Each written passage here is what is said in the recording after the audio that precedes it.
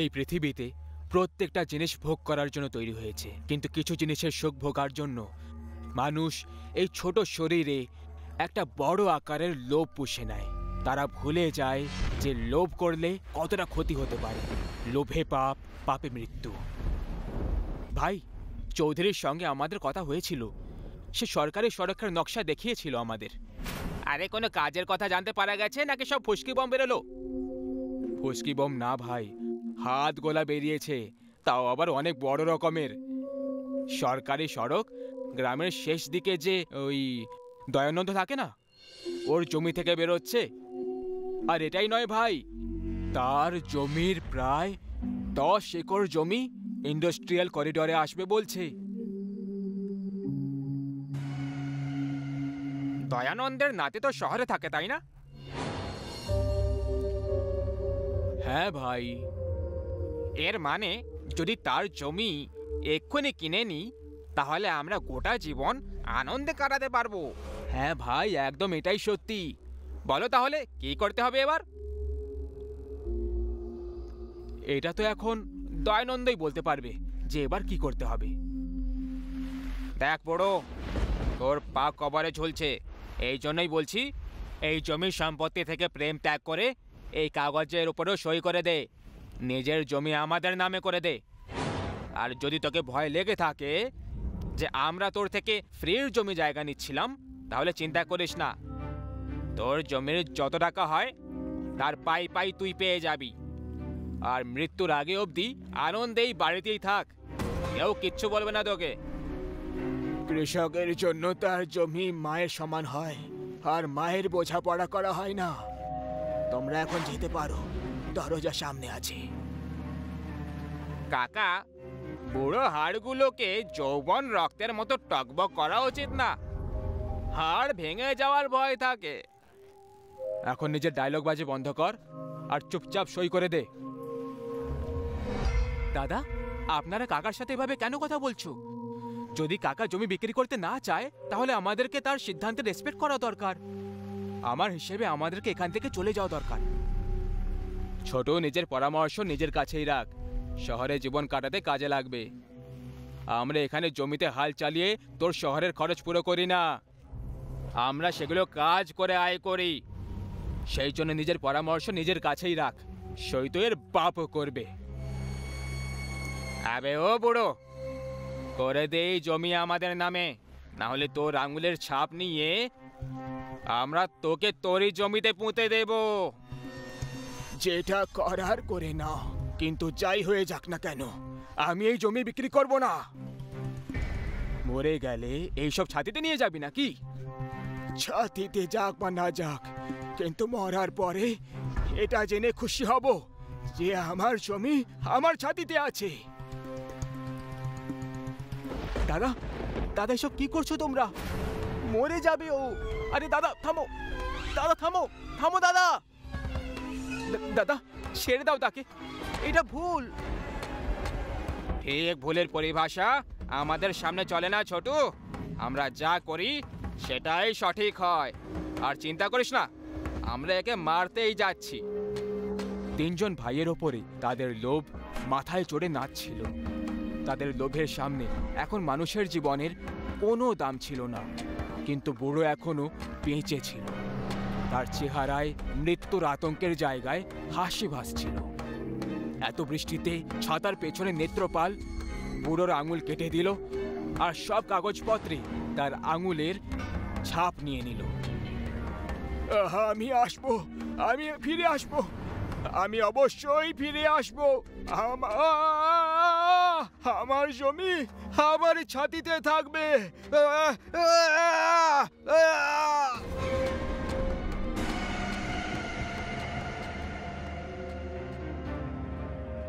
ভাই, আজ মদের প্রত্যেক গ্লাসের সঙ্গে দয়ানন্দের কথা মনে পড়ছিল।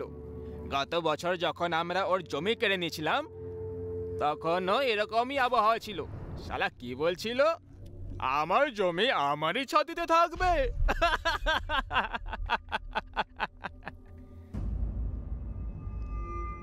কাউকে মেরে দিয়ে তার আবার মজাও ওরাও। কত বাজে তোমরা সবাই। এই জীবন একটা জঙ্গলের মতো ছোট, যেখানে বাঘ সব সময় দুর্বলদের খায় আর কখনো এর জন্য দুঃখ পায় না। তোর চিন্তার সূচ অযথা একটা জায়গায় আটকে গেছে ছোট, আগে এগো আগে। কিন্তু ভাই, ওই মরে যাওয়া হাড়গুলো একটা আরো কথা বলেছিল, আমি ফিরে আসবো, আমি ফিরে আসবো, আমি অবশ্যই ফিরে আসবো। যদি সে সত্যি এসে যায় তখন? আরে বড়, তুই তো এই সবে একটা ব্যাগ খেয়েছিস, আর কি সব জাতা কথা বলে যাচ্ছিস? হ্যাঁ, মদ খা শান্তিতে, মরে যাওয়া লোকের আবার কখনো ফিরে আসে না। আরে কিন্তু ভাবো, যদি সে সত্যি ফিরে চলে আসে তখন? তাহলে সে সব শয়তানদের শেষ করে দেবে, যেভাবে ভগবান রাম রাবণকে মেরে করেছিল। আমি বলেছিলাম না যে আমি ফিরে আসব? আমি এসে গেছি তোমাদের সবাইকে নিয়ে। না না, এটা হতে পারে না। কিন্তু কিন্তু এ তো মরে গেছিল রে ভাই। প্রাণ বাঁচাতে হলে পালাও।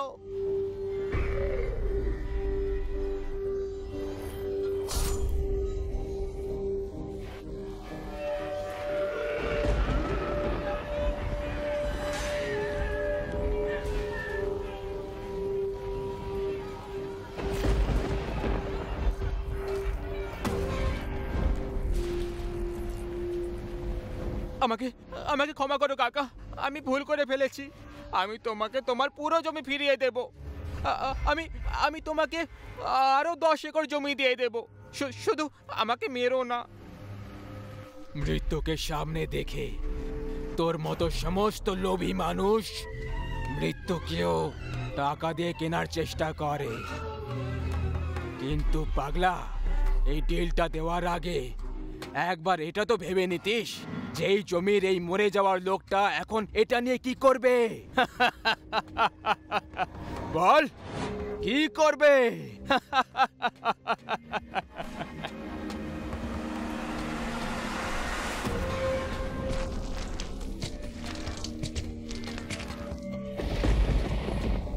তোমাকে আমার থেকে ভয় পাবার দরকার নেই খোকা, তুমি ভালো মানুষ।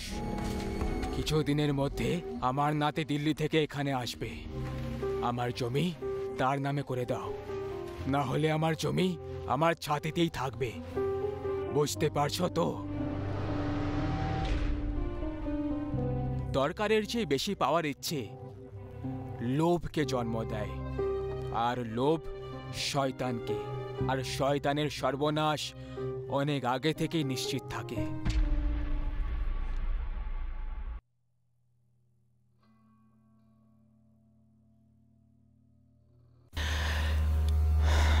ডাক্তারকে ভগবানও বলা হয়, এটা একটা বিশ্বাসের সম্পর্ক হয়। কিন্তু কি হতো যদি জীবন দান যে করে সেই মৃত্যুর শয়তান হয়ে যায়? যেটাকে অমৃত ভাবা হয় সেটাই বিষ বের হয়। ডাক্তার অংশুমান খুবই যোগ্য ছিল। কতজন লোক হবে যারা তাদের রোগের চিকিৎসা হওয়ার পর তাকে আশীর্বাদ দিয়ে গেছে, কিন্তু সেই রাত তার মাথায় শয়তান এসে বসে গেছিল। দাঁড়াও সিস্টার, এটা কি করছো? নাথিং ডক্টর, পেন কিলার দিচ্ছিলাম। সকাল অবধি এর জ্ঞান ফিরে যাবে আর পুলিশও এসে যাবে। তারপর সবাই জানতে পেরে যাবে যে কোন শয়তান এর সাথে এসব করেছে। নো নো, তুমি জেনারেল ওয়ার্ডে যাও, আমি একে সামলে নেব। ওকে ডক্টর।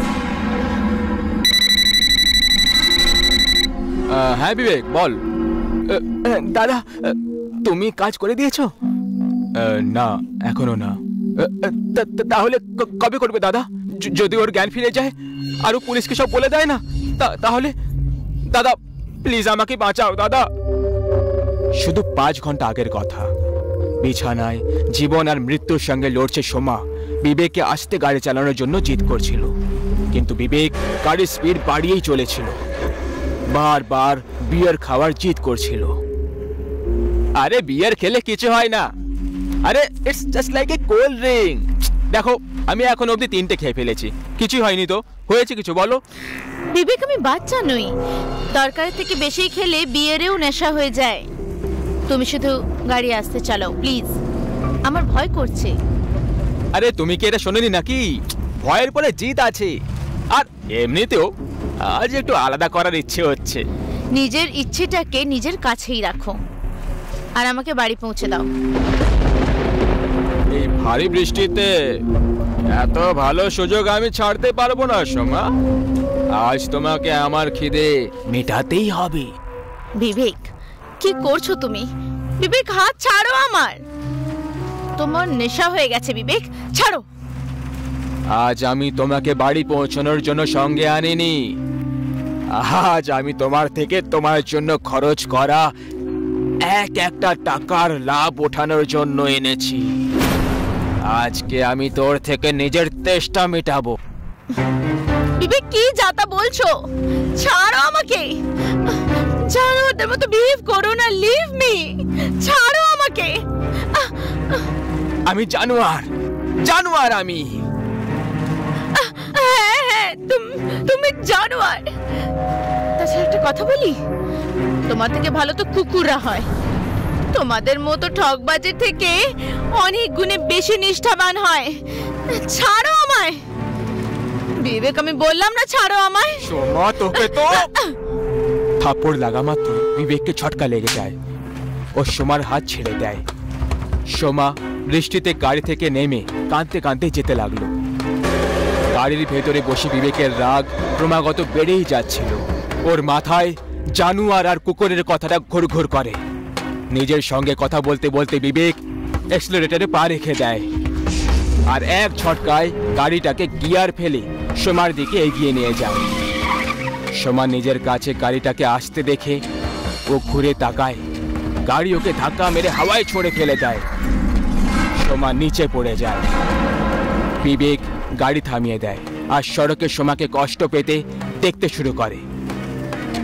বিবেক রাগের চোটে এসে ওর উপর গাড়ি চড়িয়ে দেয় আর গাড়ি চড়ানোর পর নিজেকে পুলিশের থেকে বাঁচানোর জন্য নিজের বড় দাদার হাসপাতালে নিয়ে আসে।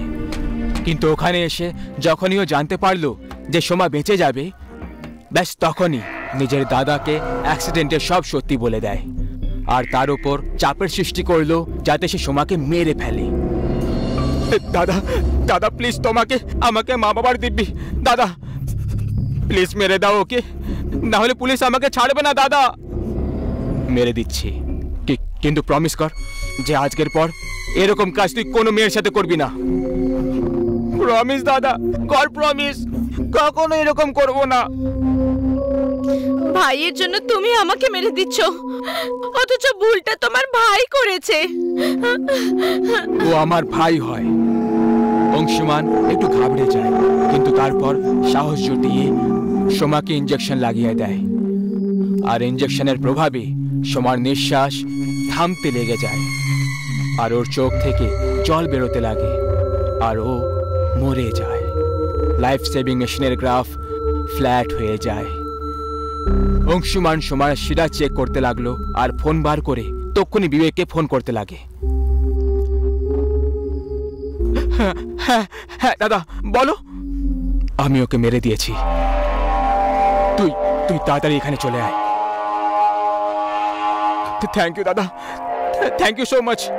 তুমি না থাকলে এই বদমাশ মেয়েটা আমাকে ফাঁসিয়েই দিয়েছিল।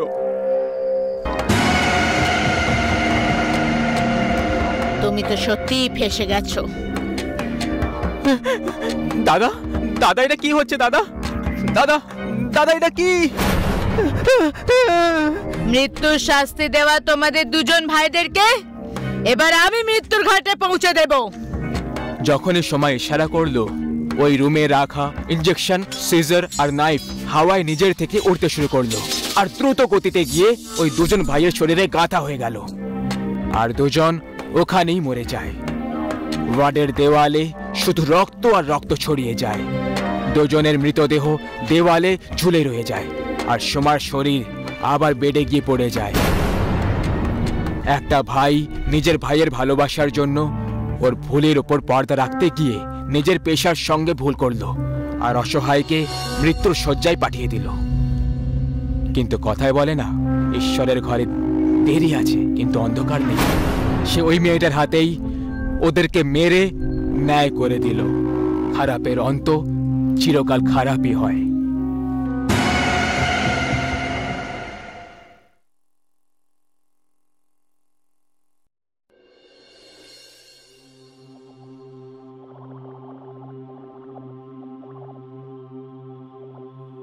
Hi beautiful. আরে বাবলু, তুমি এসো এসো, ভেতরে এসো।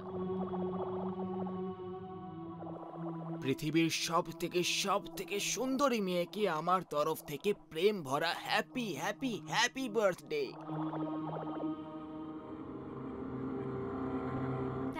Thank you. তুমি দেখছি আজ আলাদা মুডে কথা বলছো।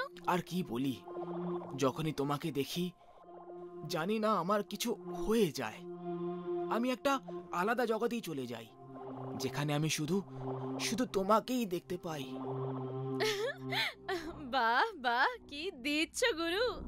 এরকম ডায়লগ তো শুধু ফিল্ম আর টিভিতেই শুনেছিলাম, যখন হিরো হিরোইনকে নিজের প্রেম নিবেদন করে। পার্সোনাল জীবনে আমি প্রথমবার শুনছি। বাই দ্য ওয়ে, তুমি ফিল্মে অ্যাক্টিং করার প্ল্যান করছো নাকি, নাকি তুমি আমাকে ভালোবেসে ফেলেছো?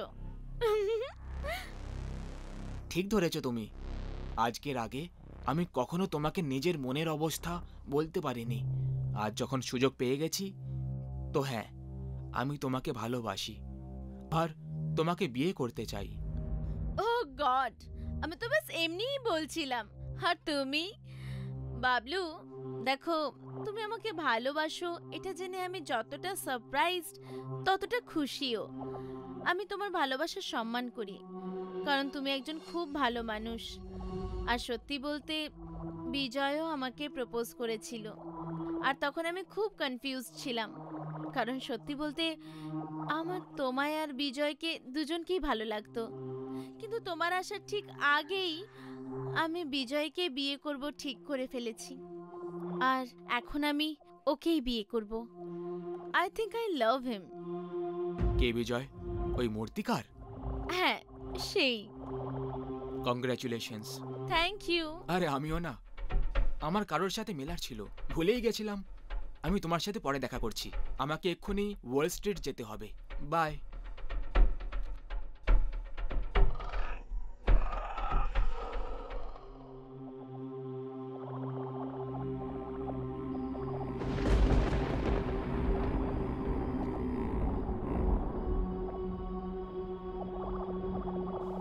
চলো ভাই, মূর্তিও বানানো হয়ে গেল, কিছুক্ষণ শুকোতে রেখে দিই, তারপর নেহাকে গিয়ে ওর বার্থডে সারপ্রাইজ দিয়ে দেব।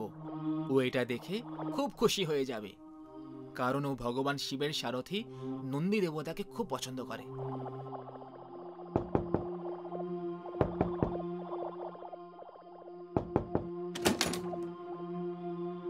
আরে বাবলু, তুমি? মনে হচ্ছে খুব জোরে বৃষ্টি আসবে, তুমি ভেতরে চলে এসো। আমি তোমাকে ডিস্টার্ব করিনি তো?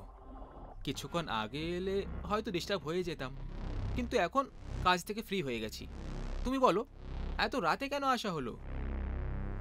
কিছু না ভাই, ব্যাস কাজ দিয়ে যাচ্ছিলাম, তো হঠাৎ মনে পড়লো যে তোমার বাড়িটাও কাছেই আছে।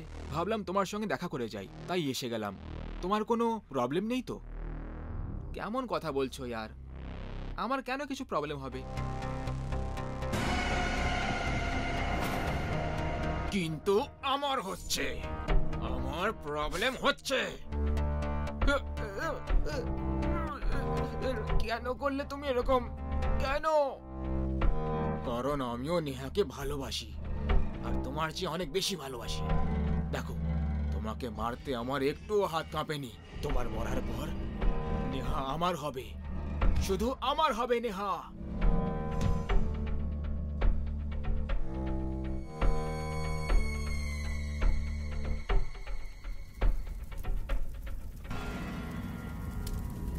নেহা, এখানে বিজয়ের ঘরে আগুন লেগে গেছে।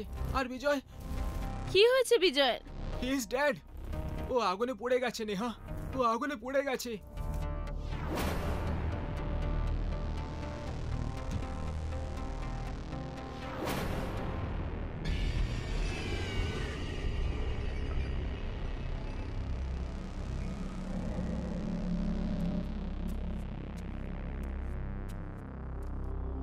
এটা কিরকম ঘর? এক টাকাও খুঁজে পেলাম না। মনে হয় এখানের ঘরের মালিক খুব কিপটে। মূর্তিগুলো ছাড়া আর কিছুই দেখতে পাচ্ছি না। যাই হোক, কোনো ব্যাপার না, এই মূর্তিগুলোই বিক্রি করে টাকা কামিয়ে নেব। এই মূর্তিটা তো খুবই সুন্দর লাগছে, আর অনেক আলাদাও।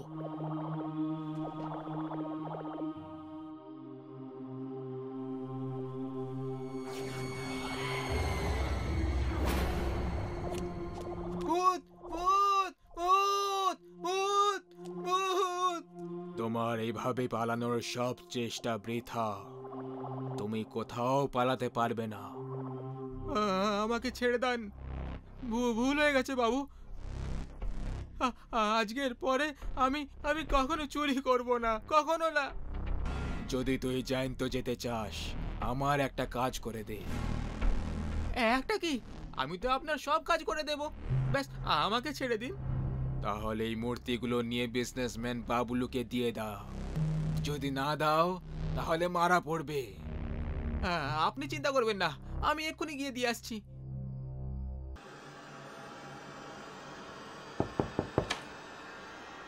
আগে বলুন।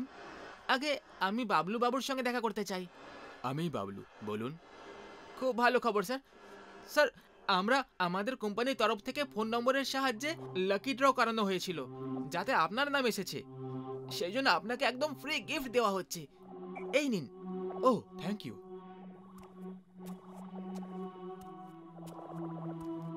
ওয়াও, এটা তো খুব সুন্দর মূর্তি। এরকম মূর্তি তো ওরও খুব পছন্দ। হ্যালো নেহা, তুমি কি এক্ষুনি আমার বাড়ি আসতে পারবে? তোমাকে আমার কিছু দেখানোর ছিল। নেহা দেখো, আমি তোমার জন্য কি অর্ডার করেছি। তোমার সব থেকে পছন্দের মূর্তি, নন্দী দেবতা। তুমি জানো, এটা আমি বিশেষভাবে তোমার জন্য বানাতে দিয়েছিলাম। Wow, so nice, so beautiful. আমি জানতাম নেহা, নন্দী দেবতার মূর্তি দেখে তোমার মুখে নিশ্চয়ই স্মাইল আসবে। এই স্মাইলটা দেখার জন্য আমি জানি না কবে থেকে ছটফট করছিলাম। নেহা, যার যাওয়ার ছিল সে তো চলে গেছে। এখন তার কথা ভেবে এই জীবনটাকে নষ্ট করাটা কি ঠিক করছে? বাবলু, আমি তোমার কথা খুব ভালো করে বুঝতে পারি, কিন্তু আমি কি করি? আমি বিজয়কে ভালোবাসি, আর যতক্ষণ আমি বেঁচে আছি ওকে ছাড়া আর অন্য কারোর কথা ভাবতে পারবো না। জীবনটা অনেক বড় যে নেহা, এটাকে এভাবেই নষ্ট করো না। আর তুমি কতদিন এভাবে দুঃখ পেয়ে একা কষ্ট পেতে থাকবে? তোমার এই অবস্থা আমি আর দেখতে পারছি না। যদি তোমার আপত্তি না থাকে তাহলে তোমার এই কষ্টটা সাথে শেয়ার করতে চাই। বাবলু, আমি জানি যে তুমি আমার সব থেকে ভালো বন্ধু, আর আমি এটাও জানি যে তুমি আমাকে খুব সুখে রাখবে। কিন্তু সরি বাবলু, আমি বিজয়ের জায়গা অন্য কাউকে দিতে পারবো না। আর প্লিজ, আজকের পর আমরা এই টপিক নিয়ে আর কোনো কথা বলবো না। তুমি বসো, আমি তোমার জন্য কোল্ড ড্রিঙ্ক নিয়ে আসছি।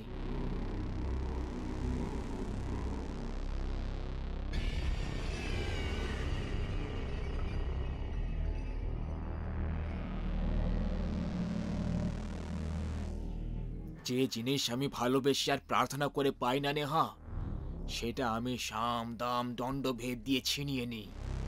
কিছুক্ষণের মধ্যে তুমি আমার বুকে থাকবে। এই নাও কোল্ড ড্রিঙ্ক নাও, এটা খেয়ে তোমার মাথা একটু ঠান্ডা আর তাজা হয়ে যাবে।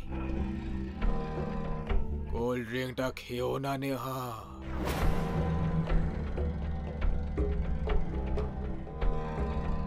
কে কে ওখানে? সামনে এসো। নেহা, এই বাবলু তোমার গ্লাসে অজ্ঞানের ওষুধ মিশিয়েছে।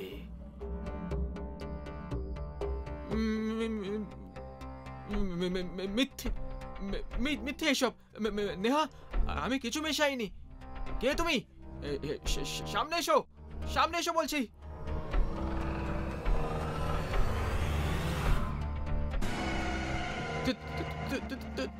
তুমি? কি ব্যাপার, তোমার স্মৃতিশক্তি তো খুব ভালো। আমি তো ভেবেছিলাম যে তুমি আমাকে ভুলেই গেছো হয়তো। বিজয়, তুমি তুমি কোথায় চলে গেছিলে বিজয়?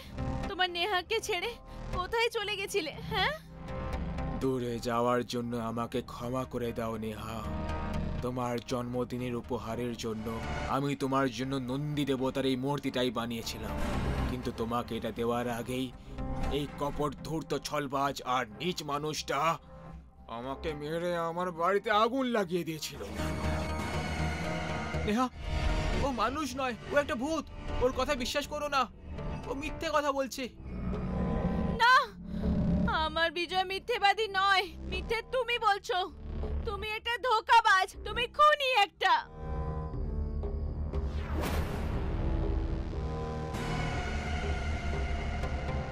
হ্যাঁ হ্যাঁ হ্যাঁ, আমি খুনি। আর খুনিটা আমি তোর জন্যই হয়েছি, বুঝলি? তোকে আমি প্রাণের চেয়েও বেশি ভালোবেসেছি নেহা, কিন্তু তুই আমাকে ছেড়ে এই তুই পয়সার মূর্তিকারকে পছন্দ করলি। তুই আমাকে যদি মেনে নিতিস, আমাকে বিয়ে করে নিতিস, তাহলে বিজয়কে মরতে হতো না। বুঝতে পেরেছিস? তুই তুই বাধ্য করেছিস আমাকে খুনি হতে। বিজয়, বাঁচাও আমাকে, বাঁচাও বিজয়। খবরদার যদি সামনে এগিয়ে এসো, আমি একেও মেরে ফেলবো। চলে যাও এখান থেকে, চলে যাও।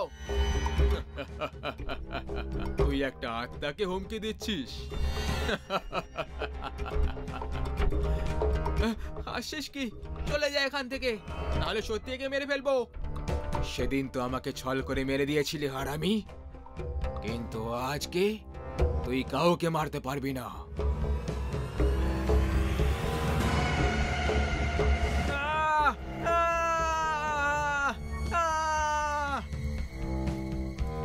নেহা, আমি যেতে তো চাই না, কিন্তু আমাকে যেতেই হবে।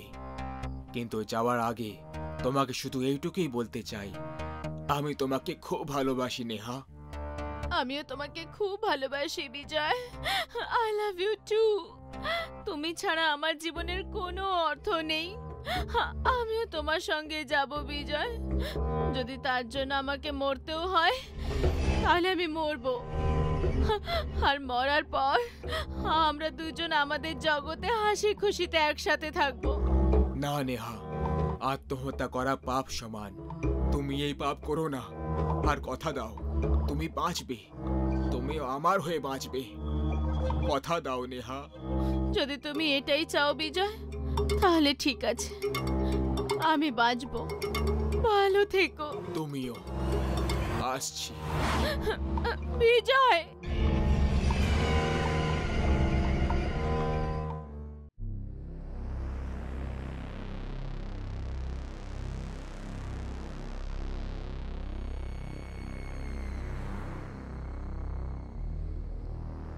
আরে বৌমা, সুধীর কি ফোন করেছিল?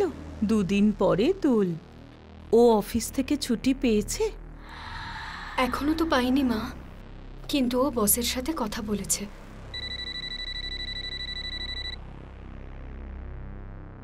আরে সুধীর, এক্ষুনি তোর কথাই বলছিলাম। কেমন আছিস বাবা? আমি ঠিক আছি মা। তোর ছুটির কি হলো? বৌমা বলছিল তুই নাকি ছুটি পাসনি। সেটাই বলার জন্য ফোন করেছি মা। অফিস থেকে কিছুতেই ছুটি পাচ্ছি না। আমি যেতে পারবো না মা, কিন্তু তুমি যদি চাও তো তুমি ভোপালে আমার কাছে চলে আসতে পারো। আমার কাছে আসার জন্য তোমার তো কারো কাছ থেকে ছুটি নেওয়ার দরকার নেই। আমি আমার বাড়ি ছেড়ে কোথাও যাব না। তবে হ্যাঁ, বৌমা যদি তোর কাছে যেতে চায় তাহলে ও যেতে পারে। ঠিক আছে, তোমার যেমন ইচ্ছে।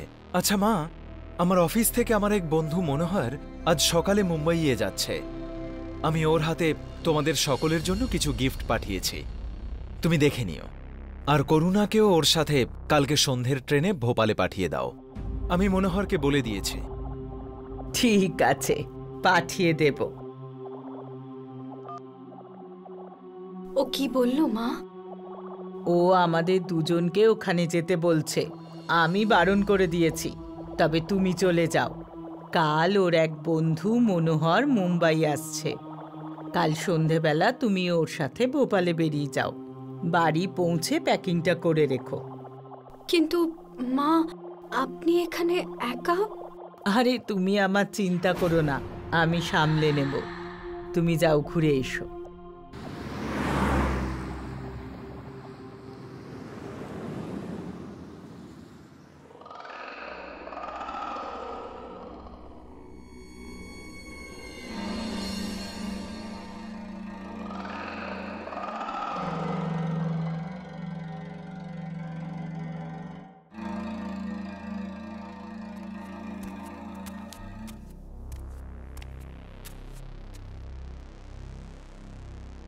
মা, মা,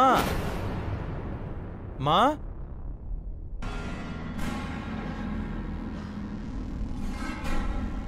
আরে সুধীর, তুই তো আসবি না বলেছিলি, তাহলে হঠাৎ করে চলে এলি? আসলে মা, লাস্ট মোমেন্টে বস ছুটি দিয়েছে, তাই চলে এলাম। করুণা কোথায় মা? করুণা, করুণা! মজা করছিস কেন? করুণা তো তোর সাথেই থাকবে। কিছুক্ষণ আগে মনোহর তোর বউকে তোর কাছে নিয়ে গেছে।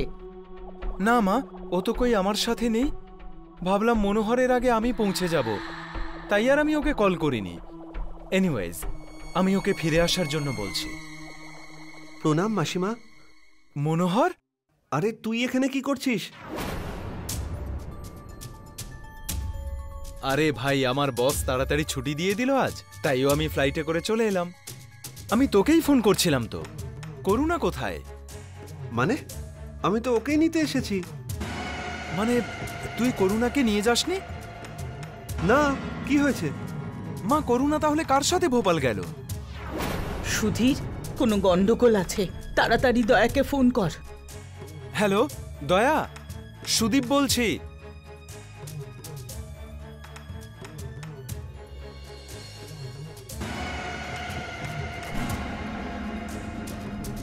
দাদা, তোমাকে কেউ মুক্তিপণ চেয়ে ফোন করেছিল বা হুমকি? না ভাই, এরকম কোনো কল আসেনি। দয়া, তুই যে করেই হোক তোর বৌদিকে খুঁজে বার কর। কে জানে কি অবস্থায় আছে বেচারি এই সময়। চিন্তা করো না তুমি মা, আমি তোমার বৌমাকে সম্পূর্ণ সুস্থভাবে বাড়িতে নিয়ে আসব। কিন্তু তোমরা কি ওই লোকটাকে একবারও দেখলে চিনতে পারবে, যে নকল মনোহর সেজে এসেছিল? ও যদি একবার সামনে আসে চিনতে পারবো আমি। মা, তুমি কি বৌদিকে এই কথাটা বলেছিলে যে মনোহর দাদার সাথে ভোপাল যেতে হবে? হ্যাঁ বলেছিলাম, তবে যখন তুমি এই কথাটা বৌদিকে বলেছিলে সেই সময় আরও কেউ ওখানে উপস্থিত ছিল নাকি? হ্যাঁ ছিল তো, সোহম ছিল। না মা, সোহন দাদা নয়, তাছাড়া আরো কেউ। দাদা এই কাজ করতেই পারে না। আমাকে বিশ্বাস করার জন্য ধন্যবাদ দয়া। ইটস ওকে দাদা। আরে দয়া, ওকে ছেড়ো না, ভালো করে ওকে জিজ্ঞাসাবাদ করো। আমি আগেও দেখেছি অনেক, যে এরকম সমস্যায় বাড়ির কাজের লোকেদেরই হাত থাকে। মনোহর দা, সোহন দাদা বাড়ির কাজের লোক নয়, বড় ভাইয়ের সমান। এনিওয়েজ মা, নকল মনোহর যে গিফট এনেছিল সেটা দেখাও তো। দাঁড়া, এক্ষুনি আনছি।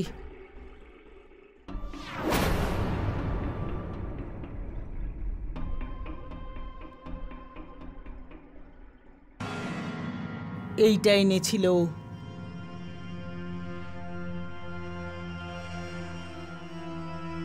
এই শাড়িটা আপনার দোকান থেকেই নেওয়া হয়েছে, তাই এতে যে কুপনের নাম্বারটা আছে তাতে ৫,০০০ টাকার প্রাইজ মানি অ্যানাউন্স করে সমস্ত কাস্টমারের মোবাইলে একটা হোয়াটসঅ্যাপ করে দিন, বুঝলেন? কেউ যদি এই প্রাইজটা নিতে আসে তাহলে আমায় ইশারা করবেন।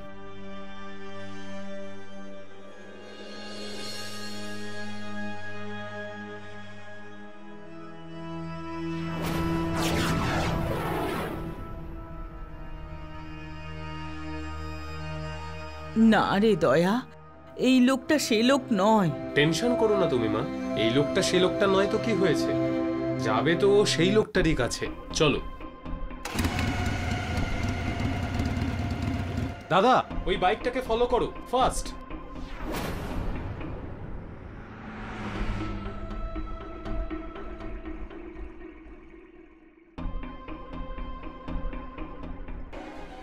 দয়া, এটাই সেই লোকটা যে মনোহরের পরিচয় দিয়ে বৌমাকে নিয়ে গেছে। পেয়ে গেছেন পুরস্কারের টাকা। প্রাইজ তো এবার আমি তোকে দেব কাল্লু মামা। আরে কে রে তুই? তোর বাবা, ইন্সপেক্টর দয়া। বল, কোথায় আছে করুণা বৌদি? সোজা কথায় বলবি নাকি? না স্যার, আমি সবই বলছি, দয়া করে গুলি চালাবেন না। আমি ওকে বেঁচে দিয়েছি। তুই কিভাবে জানতে পারলি যে মনোহর বৌদিকে নিতে আসছে? কে যুক্ত আছে তোর সাথে? আর কেউ নেই স্যার। কাল যখন মাসিমা মার্কেটের ওনার বৌমার সঙ্গে কথা বলছিলেন তখন আমি ওখানেই দাঁড়িয়েছিলাম। আমি সবকিছু শুনেনি আর টাকার লোভে আপনার বৌদিকে কিডন্যাপ করে নি। কোথায় বিক্রি করেছিস ওকে তুই? Gurgaon West parking house, flat number 10।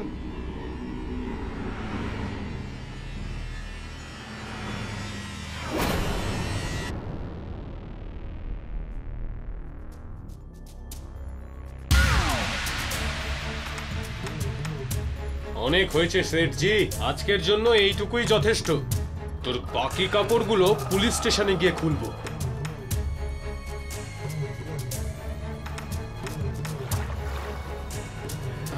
ভয় পেও না বৌদি, আমরা চলে এসেছি। থ্যাংক ইউ দয়া, তুই আমার বৌমাকে প্রাণে বাঁচালি। কি মা, তুমিও না? আমি তোমার বৌমার নয়, আমার বৌদির জীবন বাঁচিয়েছি। যদি না বাঁচাতাম তাহলে বৌদির হাতের চা, পকোড়া আর পরোটা খেতাম কিভাবে আমি? দাদার কথা জানি না, কিন্তু এত ভয়ঙ্কর রিস্ক আমি তো নিতে পারতাম না।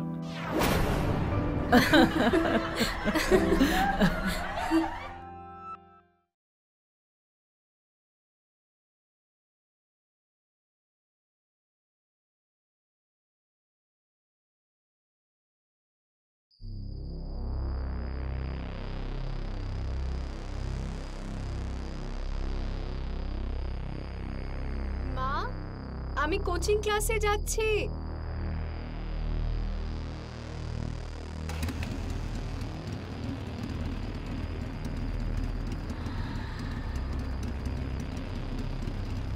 একা একা কোথায় যাচ্ছে সুন্দরী? যেখানে যাচ্ছ সঙ্গে করে এই গুড্ডুকেও নিয়ে চলো। দেখুন, প্লিজ আমাকে যেতে দিন, আমার কোচিং এ যেতে দেরি হয়ে যাচ্ছে। আরে বাপরে, কোচিং এর জন্য দেরি হয়ে যাচ্ছে নাকি তোমার? তাহলে এসো, বাইকে বসে পড়ো। আমি ছেড়ে দিচ্ছি তোমাকে তোমার কোচিং পর্যন্ত, কিন্তু তোমার কোচিং শেষ হয়ে যাওয়ার পরে। দেখুন দাদা, প্লিজ এসব করবেন না। ভাই সাহ, এ গুড্ডু, রঞ্জিত, দেখ কি বলছে রে আমায়, ভাই বলছে আমায়। এই যে সুন্দরী, এখানে তোমার কোনো দাদা নেই, আমরা সবাই তোমার বর, বুঝেছো? চল বস পেছনে, ছেড়ে দেবো তোকে আমরা। আমার হাত ছাড়ো, নইলে কিন্তু আমি চিৎকার করব। চিৎকার করার যখন এত ইচ্ছে তাহলে করো চিৎকার। যেই বাঁচাতে আসবে তারও প্রাণ চলে যাবে। আজ ভাইদের একটু তোমার সঙ্গে যাওয়ার ইচ্ছে, তোমাকে ছেড়ে দেওয়া নয়।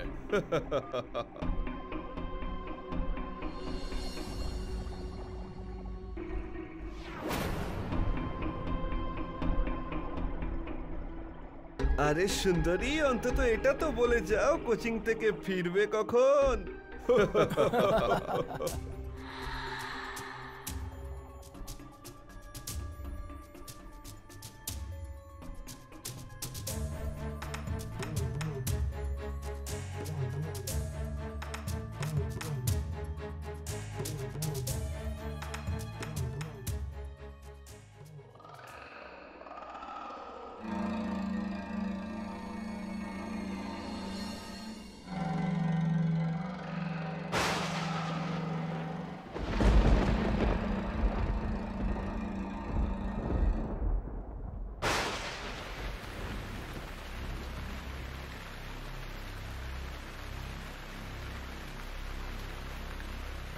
আজকে আমি ছাতা আনিনি, আর আজকেই বৃষ্টি হচ্ছে। আমি বাড়িতে পৌঁছানোর পর বৃষ্টিটা এলে কি ভালো হতো। যাক বাবা, বৃষ্টি থেমে গেছে। হে ভগবান, আবার ওই তিনজন ছেলে যদি চলে আসে তাহলে? না না, আজে বাজে কথা ভাবিস না মাহি, ওরা আসবে না, আসবে না।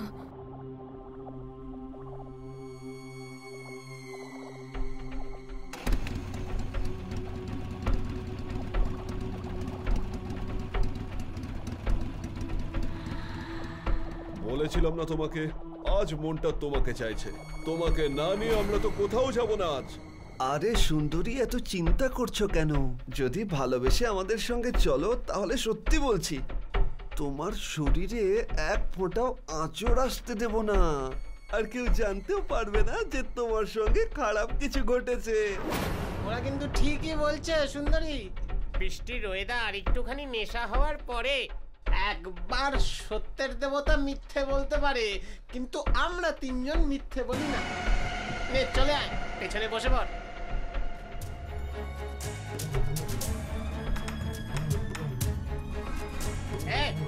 ধর ওকে। আরে মনে হচ্ছে পালিয়ে গেল। ধুর বাবা, এভাবে কিভাবে পালাতে পারে ও? পালা, কত পালাতে পারিস দেখি। আজ তুই আমাদের হাত থেকে পালাতে পারবি না। এ টনি, কি যেন বললি তুই ওকে? আরে সুন্দরী বলি। এই সুন্দরী, দাঁড়া।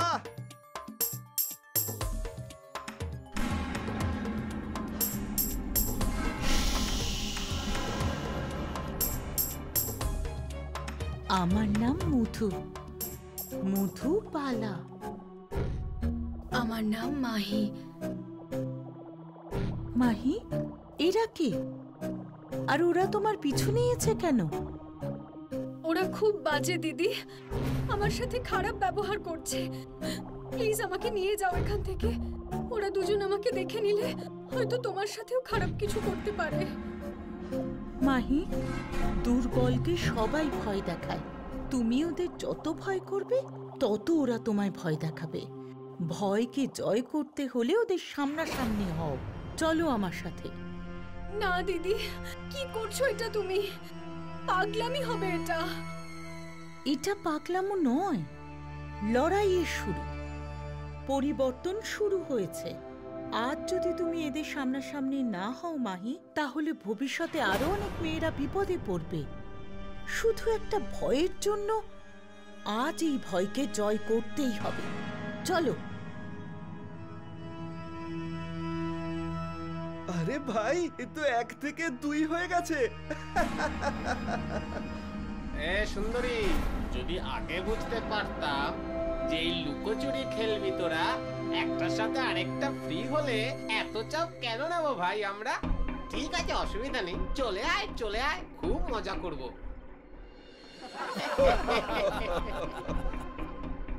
বেশি দাঁত বের করো না, কারণ যত দাঁত বের করবে তত কষ্ট পাবে তোমরা। আরে বাহ, তোমাকে তো দেখে রানী লক্ষ্মীবাই মনে হচ্ছে। দারুণ হবে তোমার সঙ্গে।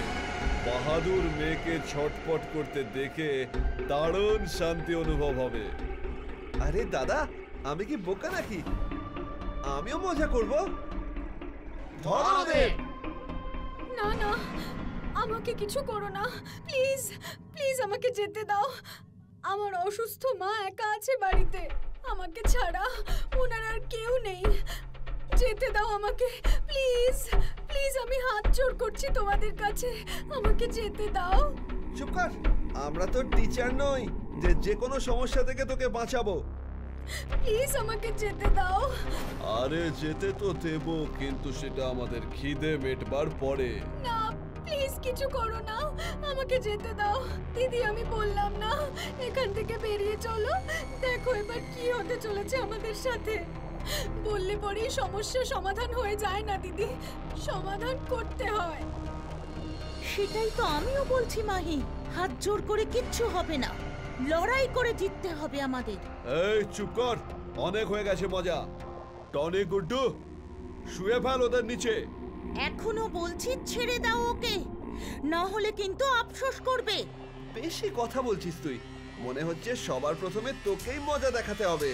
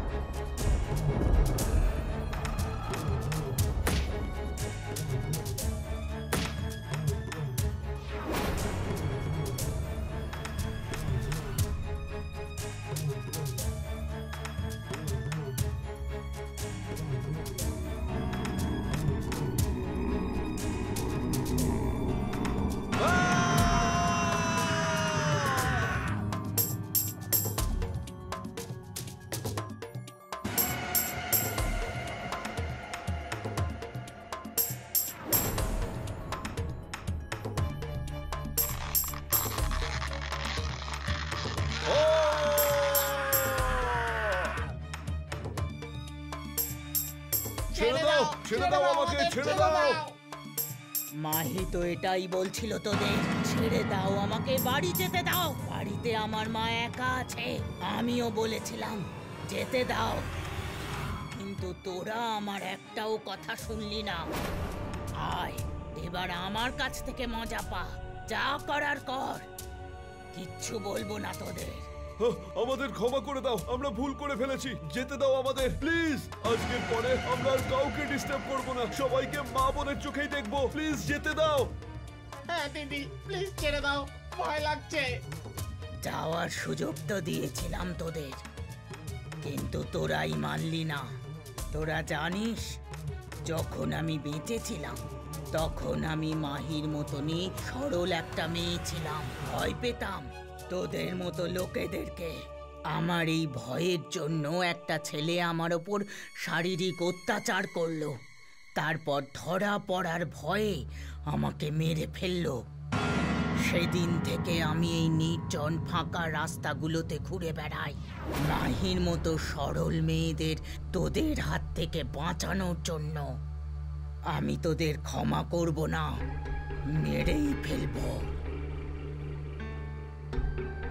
মাহি, আমি মরার পরে ভয়কে জয় করেছি, তুমি এটা করো না। তুমি ওদের সামনাসামনি হও, লড়াই করো ওদের সাথে। যদি মারতে হয় মেরে ফেলো, কিন্তু ভয় পেও না। আমি যাচ্ছি। আমি কথা দিচ্ছি মধুবালা দিদি, আজকের পর থেকে আমাকে কেউ ভয় দেখাতে পারবে না। যে ভয় দেখাবে তাকে মৃত্যু মুখে যেতে হবে। আজকের গল্পে একটা মজার কথা লুকিয়ে আছে, আপনারা সবাই এটা মন দিয়ে শুনবেন। এই জীবন কর্ম অনুযায়ী চলে, আর আমরা মানুষ আমাদের সব কর্মের ফল এই জন্মেই পেয়ে যাই। ভালো কাজ করলে ভালো ফল পাওয়া যাবে, যদি মানবতাকে লজ্জিত করে দেওয়ার মতো খারাপ কাজ করা হয় তাহলে তার ফল সেটাই হবে যেটা রঘু আর কালিয়া পেতে চলেছে। তোকে বলেছিলাম না আমি কালিয়া 10 টাকার চাকনা আরো নিয়ে নে, কিন্তু না, তুই শুনিস কথা আমার। আরে হয়ে গেছে ভুল ভাই, দুবারের মতো বেঁচে আছে, শেষ করো তাড়াতাড়ি, তারপর ঘরেও যেতে হবে। আরে কিন্তু যাবো কি করে? কোনো বাস আসলে তবেই তো যাবো নাকি? এই দেখ, এটা তো শেষ হয়ে গেল। কি সুরে আওয়াজটা এলো।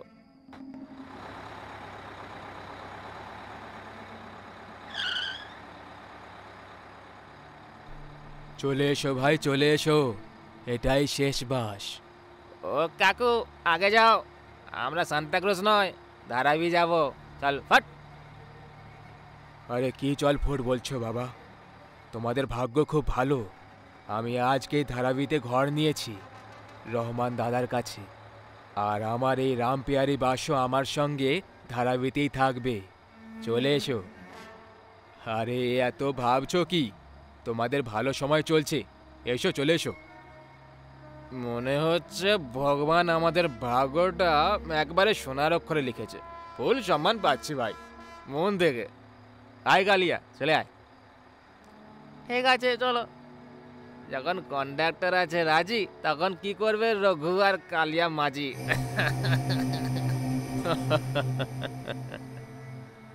রাত 1টার সময় নিজের এলাকার বাস পাওয়াটা রঘু আর কালিয়াকে ভাগ্যের জোর মনে হচ্ছিল, কিন্তু ওরা জানতো না যে ওই বাস আর ওই কন্ডাক্টর ওদের জন্য ন্যায়ের দণ্ড নিয়ে এসেছে, যেটা যে কোনো সময় ওদের উপর বজ্রের মতো ফেটে পড়বে।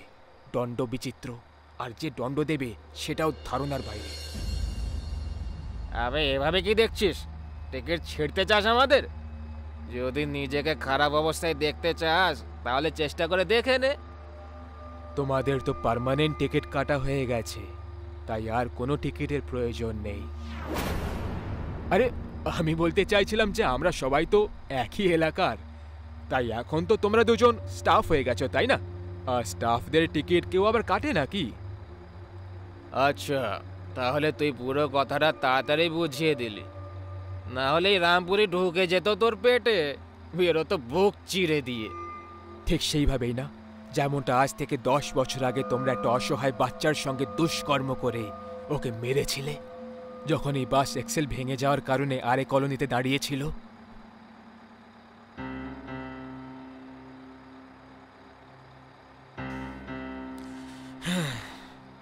শরীরের খিদে তো মিটে গেছে ভাই, এখন এই এঠো বাসনের কি করি? একে জ্যান্ত ছেড়ে দিলে তাহলে পুলিশকে সব বলে দেবে, মেরে দিয়ে কে? এটাই ঠিক হবে, মেরে দে।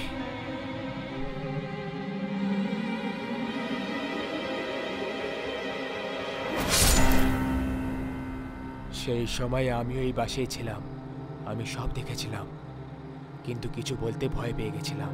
তার উপরে মেয়েটার খুন, আমি এই কথাটা কাউকে বলিনি। কিন্তু কি? এই কথাটা বুকে চেপে রাখার জন্য আমি অস্থির হয়ে পড়লাম। যেমন যেমন দিন পেরিয়ে যাচ্ছিল আমার বাঁচাটা কঠিন হয়ে যাচ্ছিল, আর কিছু না করতে পারার গিল্টের কারণে আমি এই বাসে আত্মহত্যা করে নিলাম। সেদিন থেকে আমি এই বাস আর ওই মেয়েটা তোমার এই বাস স্টপেই অপেক্ষা করছিলাম, যেখান থেকে তুমি ওকে তুলেছিলে। ভগবানকে অনেক অনেক ধন্যবাদ জানাই, আজ সেই অপেক্ষা শেষ হলো।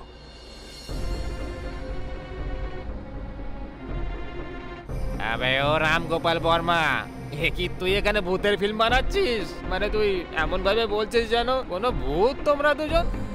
কিছু সন্দেহ আছে?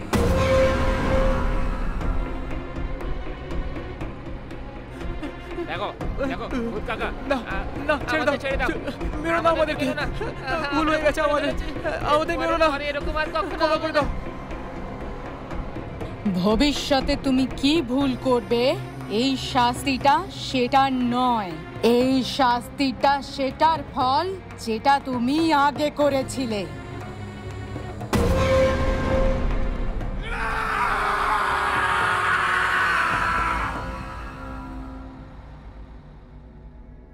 রঘু আর কালিয়া তো ওদের কর্মের শাস্তি পেয়ে গেল, কিন্তু এরকমই কিছু ভুল হওয়ার কারণে যদি আপনার মনও অস্থির হয়ে পড়ে, তাহলে আর এই কলোনি সান্তা ক্রুজের বাসে আপনাদেরকেও স্বাগত জানাই।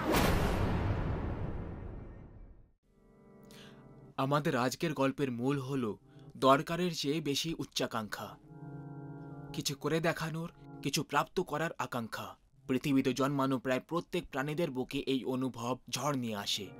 ভালো রাস্তা দিয়ে হেঁটে কেউ নিজের এই উচ্চাকাঙ্ক্ষা পুরো করে তো এমন সফল ব্যক্তির এই পৃথিবীতে কোনো তুলনা হয় না। কিন্তু যদি নিজের উচ্চাকাঙ্ক্ষাকে পাওয়ার জন্য কেউ রক্ত পাওয়ার স্থিতিতে এসে যায়, তখন এমন ব্যক্তির অন্ত খুব ভয়ঙ্কর হয়।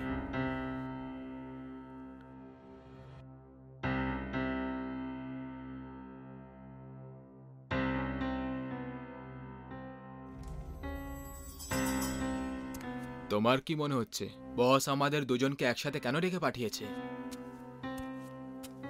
চিন্তা কেন করছো ভাই, তার কাছেই তো যাচ্ছি নাকি, এক্ষুনি জানা হয়ে যাবে। আর বলো রাজু, কেমন আছো? বাড়িতে সব ঠিক? আজ্ঞে সাহেব, সব ঠিক আছে। তুমিও না রাকেশ, কতবার বুঝিয়েছিলাম তোমাকে আমি যে পিয়ন, লিফটম্যান, হাউসকিপিং ওয়ালাদের সঙ্গে কথা বলবে না, আমাদের স্ট্যান্ডার্ডের সঙ্গে এসব ম্যাচ করে না। ও আর আমি, আমরা দুজনেই মানুষ সমর, আর আমরা দুজনেই নিজের নিজের কাজ করছি, সেই জন্য আমাদের প্রত্যেকটা মানুষের আদর সম্মান করা উচিত। আদর সম্মান? তোমার ভাষা তো দেখো, গ্রামের কোনো মূর্খের মতো মনে হচ্ছে। আগে বস, আপনি ডেকে পাঠিয়েছিলেন? Yes yes my boy, come in, ভেতরে চলে এসো। সমর এসেছো তো? Yes yes sir, I am also in sir. Good, চলে এসো, বসো। কি হয়েছে স্যার? আজ আপনাকে দেখে একটু সিরিয়াস মনে হচ্ছে। জীবনে কখনো কখনো কিছু সিদ্ধান্ত নেওয়াটা খুব কঠিন হয়ে যায়, আর আমিও সেই কঠিন সময়টা কাটাচ্ছি, সেই জন্যই তোমাকে আমি একটু সিরিয়াস মনে হচ্ছি।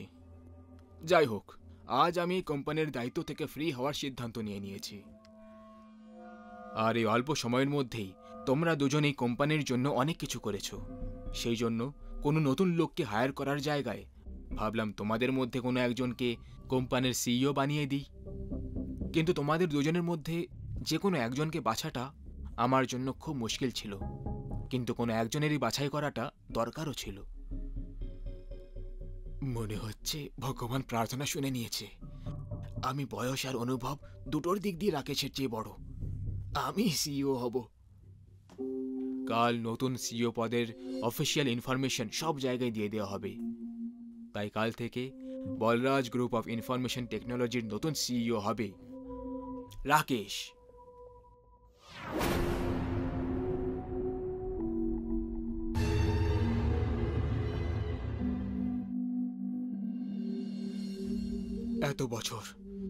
এত বছর এই কোম্পানিকে যে পজিশন পাওয়ার জন্য দিয়েছিলাম, সেটা এত সহজে অন্যের হাতে যেতে দিতে পারি না আমি। তাতে আমাকে রাকেশের প্রাণে নিয়ে নিতে হোক না কেন।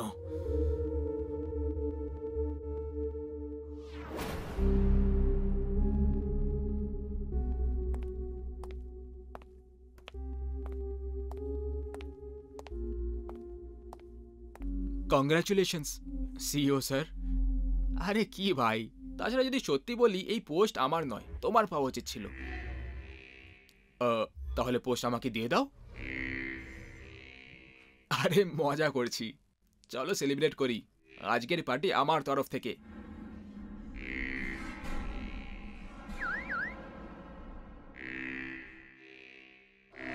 আরে কিন্তু এভাবে হঠাৎ, আর আমার গাড়ি? আজকাল লাইফে অনেক কিছু হঠাৎ করেই হয়ে যাচ্ছে। তুমি সিইও তো হঠাৎ করেই হয়ে গেলে, তাহলে এই পার্টি হঠাৎ কেন হতে পারে না? আজকে শুধু তুমি আর আমি আর আমার ইয়ট, যেমনটা বন্ধুর ইচ্ছে। চলো।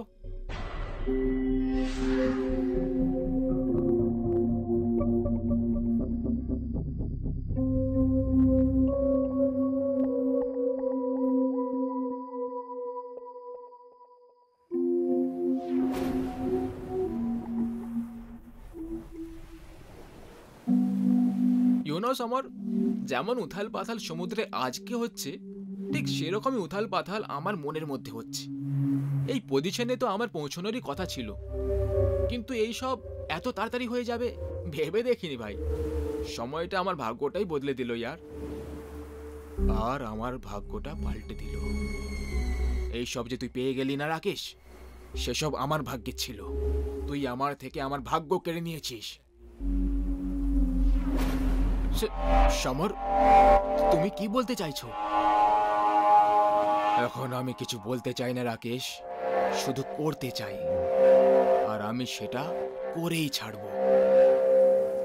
সমর, তুমি একটু অদ্ভুত রিঅ্যাক্ট করছো। আমার মনে হয় আমাদের এখান থেকে যাওয়া দরকার। আমরা নয়, শুধু তুমি যাবে এই পৃথিবী থেকে দূরে, চিরকালের জন্য। এসব কি জাদা বলছো সমর? তোমার এই বেকার জোকটা ঝেলতে পারছি না আর। ফিরে চলো।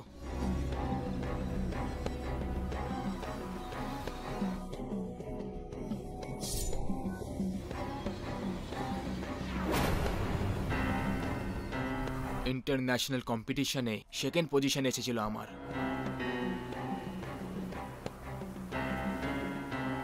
সমরের অতিরিক্ত উচ্চাকাঙ্ক্ষা রাকেশের খুশি কেড়ে তো নিলই, সেখানেই ওকে মেরে ও জমদূত হয়ে গেল।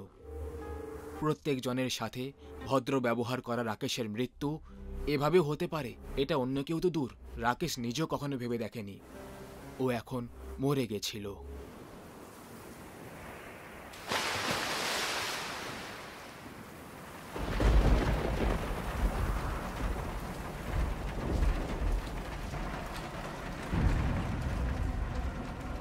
সব জায়গায় খুঁজে নিয়েছি স্যার, রাকেশের ব্যাপারে কোথাও কিছু জানা যাচ্ছে না। মনে হচ্ছে সিওর পোস্টের কথা জানতে পেরেই ও নিজের আসল রংটা দেখাতে শুরু করে দিয়েছে। কোথাও কোনো 5 স্টার হোটেলের রুমে পড়ে আছে হয়তো, মদ খেয়ে। যাই হোক, সময় হয়তো এটাই চেয়েছিল যে সিইও যেন রাকেশ নয়, তুমি হও। Are you sure sir? আমার সিদ্ধান্তে তোমার কোনো সন্দেহ আছে? নো নো স্যার, একদম না। আমি শুধু বলছিলাম যে কাল অবধি ওয়েট করে নেওয়া যেত। সময় আর বিজনেস কারোর জন্য থামে না সমর। অ্যানাউন্সমেন্টটা কালকে ঠিক করে দাও আর কাজে লেগে পড়ো। আগে স্যার।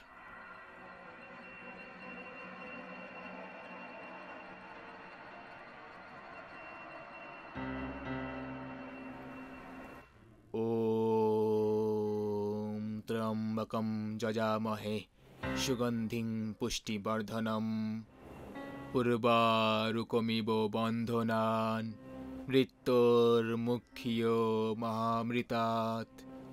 ওম।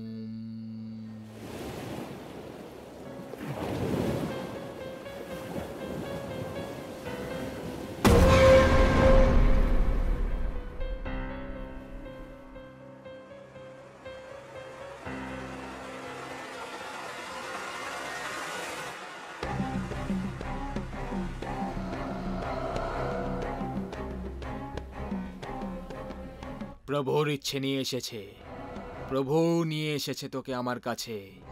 সেও ন্যায় চাইছে, তুইও ন্যায় চাইছিস, পেয়ে যাবি, ন্যায় পেয়ে যাবি। ওম ভট।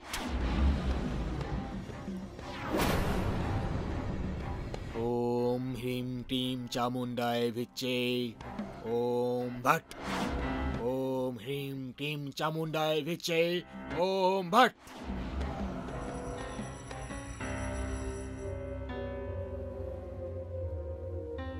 যাও বালক, ন্যায় করো। ন্যায় পাওয়ার পরেই আবার নিজের দুনিয়ায় চলে যেও।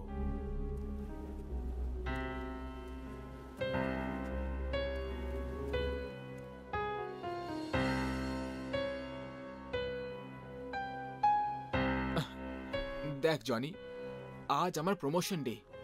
সবকিছু খুব ভালো করে হওয়া চাই, কিছু অ্যাভারেজ যেন না হয়, বুঝতে পেরেছিস?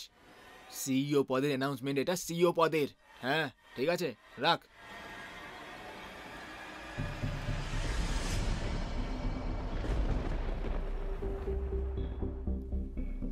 রাকেশ, ও এখানে কি করে আসতে পারে?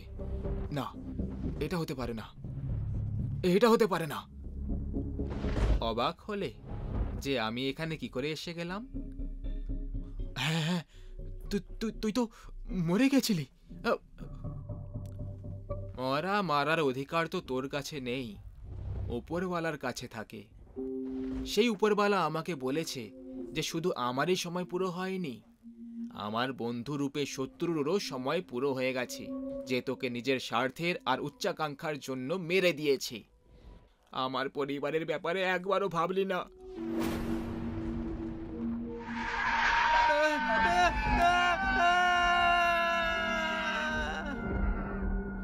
রাকেশ, রাকেশ, দেখ দেখ, আমি তোর সঙ্গে ভুল করেছি। কারণ কারণ আমি একটা খারাপ মানুষ ভাই, কিন্তু তুই তো ভালো মানুষ, তাই না? তুই খুব ভালো মানুষ। আমি তোর পরিবারের কথা ভাবিনি, কিন্তু তুই আমার পরিবারের কথা ভাব। ক্ষমা করে দে ভাই, ক্ষমা করে দে। আমি ক্ষমা করতে ফিরে আসিনি, তোকে সাথে নিয়ে যেতে এসেছি। চল। না, এটা হতে পারে না। আমি কোথাও যাব না। আমি সিইও হয়ে গেছি, আমি কোথাও যাব না।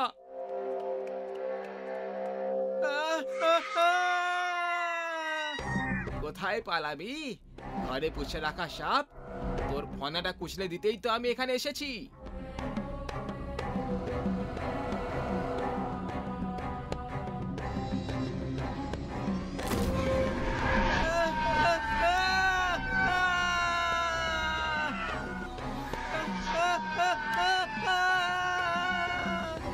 লোভ, ঈর্ষা আর স্বার্থে ভরা সমস্ত উচ্চাকাঙ্ক্ষা সব সময় খারাপ হয়। এরকম উচ্চাকাঙ্ক্ষার কারণে প্রায় রক্তের নদী বয়ে থাকে।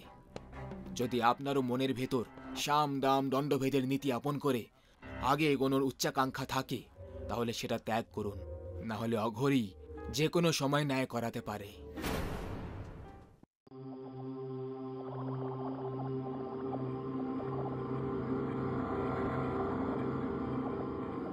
আরে यार, এই কারেন্টের নাটক তো রোজের নাটক হয়ে গেছে। একটু আবহাওয়া খারাপ হলো না আর এই রুট কার বাপের বাড়ি চলে যায় কি জানি। কখনো কখনো মনে হয় যে আমরা কোনো বাংলোতে নয়, কোনো ভূত বাংলোতে থাকি। ঠিক বলেছ।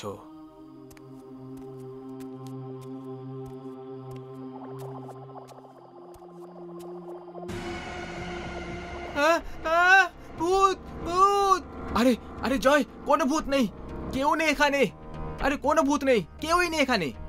না ভাই, ছিল, এখানে একটা ভূতই ছিল। আমি দেখেছিলাম, ওর চেহারা একদম আমার সামনে ছিল। আমি সত্যি বলছি। এক নম্বরের ভীতু তুই। কেউই নেই এখানে। কি জানি নিজের খেয়ালে কি কি দেখে ফেলে।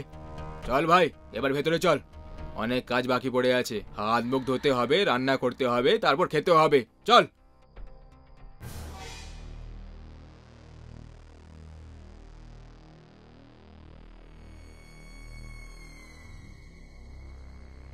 আরে ভাই, তোদের একটা কথা বলি, আমার প্রাইভেট চাকরি খারাপ চাকরি করার মোটেই ইচ্ছে হয় না।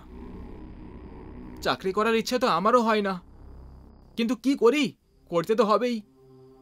আবে গাধা, যদি চাকরি না করিস তাহলে কামাবি কি আর খাবে কি? আর বাড়ির লোকেদের টাকা কি করে পাঠাবি? টাকা গাছে তো ফলে না যে যখন খুশি লাভ দিয়ে পেড়ে নেব। সেই জন্য আলসেমি আর ইগো ছাড়, নিজের কর্মের উপরে মন দে। কর্মের চেয়ে বড় আর কিছু নেই। আমাদের কর্ম চাকরি করে টাকা রোজগার করা, তাই চুপচাপ ইমানদারির সাথে চাকরি করতে থাক। যদি গাছে টাকা ফলতো তাহলে কি মজাই না হতো।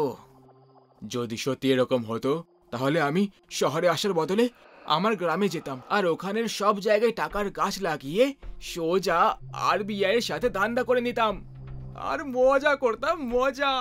আরে ওই ধনী লোকের বেটারা, এসব আজে বাজে খেয়াল ছাড় আর হাত মুখ ধুয়ে শুয়ে পড়, সকালে অফিসেও যেতে হবে। তোমরা যাও, আমি একটু বাইরে হাওয়া খেয়ে আসছি, আজকে একটু বেশি খেয়ে ফেলেছি।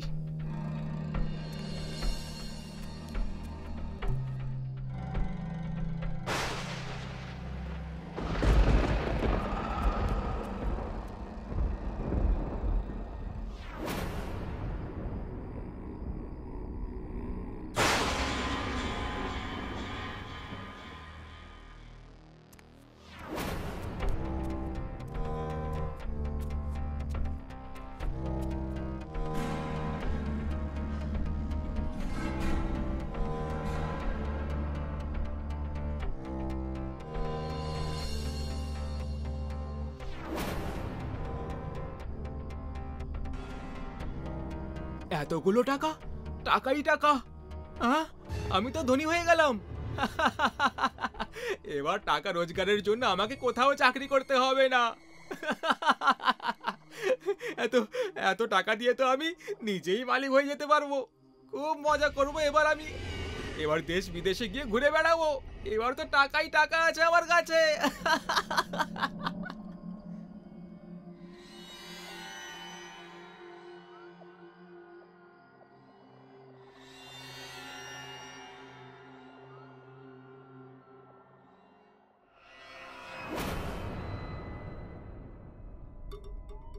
আবে এর কি হলো?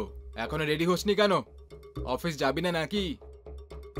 না যাব না, এই চাকরি টাকরি আমার দ্বারাই হবে না। সেই জন্য আমার এই রেজিগনেশন বসের মুখে ছুঁড়ে মারবি। ইয়ার কি ছাড় আর তাড়াতাড়ি রেডি হয়ে যা। আমি ইয়ার কি করছি না আমার বন্ধু, এটা তো আমার দিব্য চক্ষু খুলে গেছে ভাই। দিব্য চক্ষু খুলে গেছে মানে আমার চোখ খুলে গেছে বন্ধু আমার। আমি খুব তাড়াতাড়ি নিজের বিজনেস শুরু করব, সেই জন্য এই রেজিগনেশনটা বসের মুখেই ছুঁড়ে মারবি। তুই সত্যি সিরিয়াস নাকি সকাল সকাল ভাং খেয়ে বসে আছিস? যখন কোনো মানুষ তার সঠিক পথ খুঁজে পেয়ে যায় না, তখন তার এভাবেই মজা ওড়ানো হয় যেভাবে তুই ওড়াচ্ছিস। কিন্তু এখন ব্যাস ভাই, আমি আমার লাইফে বড় কিছু করতে চাই, যার সময় এসে গেছে। আমি তো বলছি যে তোরা দুজনে চাকরি ছেড়ে দে আর আমার সঙ্গে জুড়ে যা, পার্টনার হয়ে যা আমার। স্টার্ট আপের এমন ঝান্ডা কাটবো যে কোটি টাকার কোম্পানিকে আরব টাকার কোম্পানি বানিয়ে দেব। বল কি বলিস তোরা? দেখ ভাই, সত্যি বলবো তো আমার মনে হচ্ছে যে কাল রাত তোর খুব জ্বর হয়েছিল।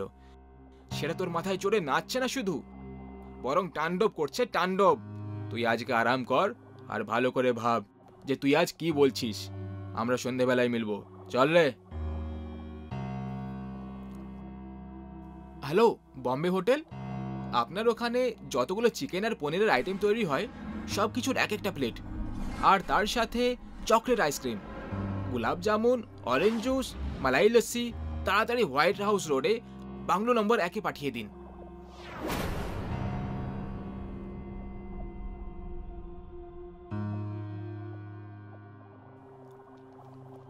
আজ থেকে শুকনো খাবার খাওয়া বন্ধ, 5 স্টার হোটেলের খাবার শুরু।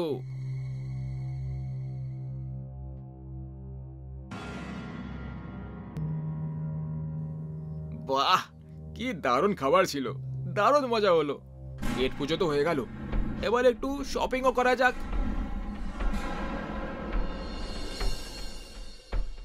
হ্যালো ভবেশ ভাই, কেম છો? মজামা? আরে আই এম মজামা।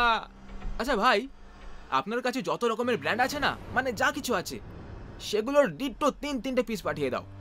যেমন কি মিডিয়াম সাইজের শার্ট 3টে, টি শার্ট 3টে, 30 সাইজের জিন্স 3টে, ঘড়ি 3টে, আর 8 নম্বরের 2টো চপ্পল, আর 9 নম্বরের। আর জুতোর জন্য এই সাইজই। আরে কি ভবেশ ভাই, ক্যাশই দেব, আগের পরের সব ক্লিয়ার করে দেব। বোনাস পেয়েছি আমি, পাঠাও পাঠাও। এবার আমি হব হিরো।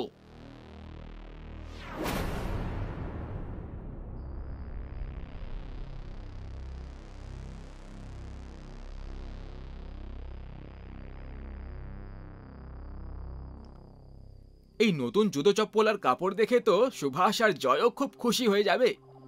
টাকাও কি দারুণ খেলা খেলে মাইরি, কামাল করেই টাকা यार, কামাল করে দেয়। আরে টাকা এলো না আর সোফাও নিজের রং দেখিয়ে দিল। এক্ষুনি ঠিক করছি এই সোফার বাচ্চাকে। Hello, Agarwal furniture? একটু এদিকে, একটু ওদিকে, ব্যাস ব্যাস ব্যাস, এটা ঠিক আছে। হ্যাঁ, এই নাও টাকা, আর এই 500 টাকা আমার তরফ থেকে টিপ। Thank you.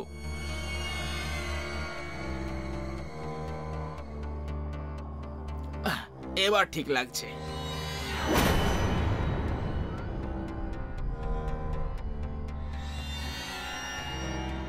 আবে ওই, এই দুজন নমুনা কারা ছিল?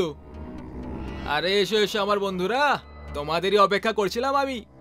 আর ওরা কোনো নমুনা ছিল না ভাই, এই দুটো সোফা রাখতে এসেছিল, আমি কিনেছি। কেমন লাগছে? ভালো লাগছে তাই না? আচ্ছা চলো বাদ দাও এইসব, এই দেখো।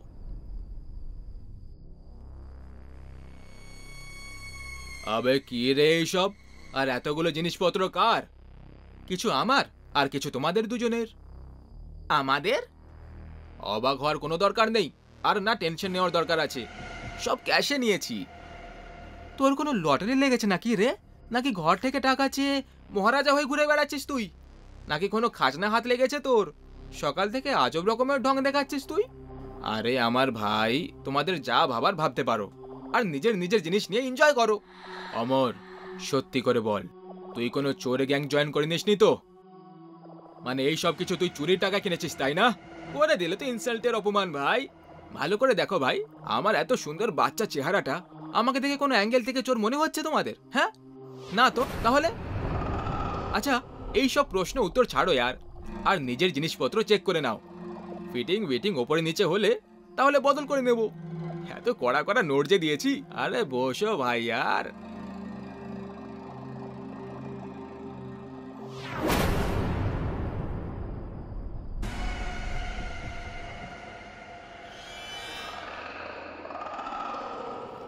ছেঁড়া টি শার্ট, মনে হয় ভুল করে এসে গেছে। তুই তুই ওটা ছাড়, এটা দেখ। এসব কি ফাটা ছেঁড়া জিনিস কিনেছিস তুই? এরকম কি করে হতে পারে? এই সব আসার পর আমি নিজের হাতে সব চেক করেছিলাম, তখন সব ঠিক ছিল। আমার তো কিছু মাথায় ঢুকছে না, এসব কি হচ্ছে? আবে এটা যদি তোর ইয়ার্কি হয়ে থাকে তাহলে খুবই খারাপ ছিল। আর এই বেকার ইয়ার্কি করার জন্য ঘরে ছিলি আজকে, তাহলে কাল প্লিজ গিয়ে ডাক্তারকে দেখিয়ে আয়। তোর মাথা সত্যি সত্যি ঠিক লাগছে না। বাই দ্য ওয়ে, জয় আর আমি বাইরে খাবার খেয়ে এসেছি, তুই নিজেটা দেখে নে। আমি এবার শুতে যাচ্ছি।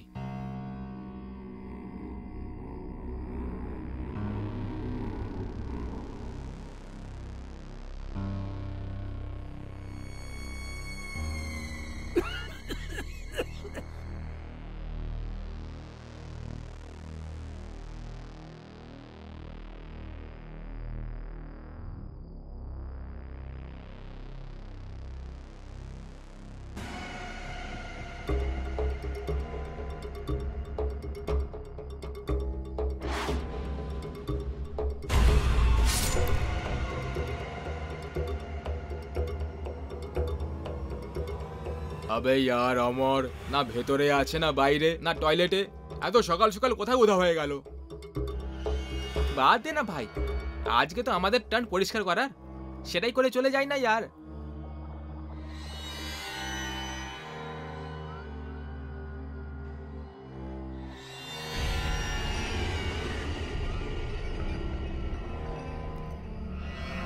আরে বাপ রে, ব্যাগ তো খুব ভারী। জয়, আমার সাহায্য কর। ব্যাগ তো সত্যি খুব ভারী, এমনিতে এতে কি আছে?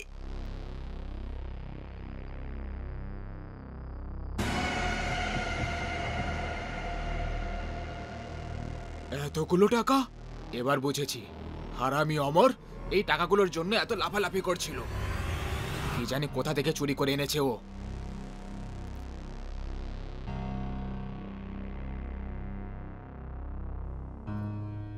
এতে কি লেখা আছে? কোন গিরধর নামের লোকের অ্যাড্রেস। আমার মনে হয় এই টাকাগুলো ওই লোকটারই। ওই লোকটার টাকা ছিল বল, এখন এই টাকাগুলো আমাদের, তাদের চুরির টাকা হোক না কেন। পাগলামি করিস না, অন্যের টাকায় নজর দেওয়া মোটেই ভালো কথা নয়। পাগল আমি নই, পাগল তুই একটা, যে ঠাকুর লক্ষ্মীর এভাবে অপমান করছিস। যদি তোর আপত্তি না থাকে তাহলে 3টে ভাগ করে নেব, যদি থাকে তাহলে এই টাকা 2 ভাগে ভাগ হবে, আর এই আমাদের টাকা অন্য কোথাও যাবে না। চুপ কর, টাকা দেখেই একেবারে পাগল হয়ে গেছে। এগুলো চুরির টাকা, আর তুই ভাগাভাগির কথা বলছিস। দেখ, আমি অ্যাড্রেসে যাচ্ছি, আগে আমি গিরধরের সঙ্গে কথা বলে ঠিক করে জানবো এই টাকাগুলো সত্যিটা কি। যদি সেই মালিক বেরোয় তাহলে আমরা এই টাকা তাকেই ফেরত দিয়ে দেব, আর অমর এলে শালাকে বেঁধে কোনো এক কোণে বসিয়ে দিবি। আমি এসে কথা বলবো।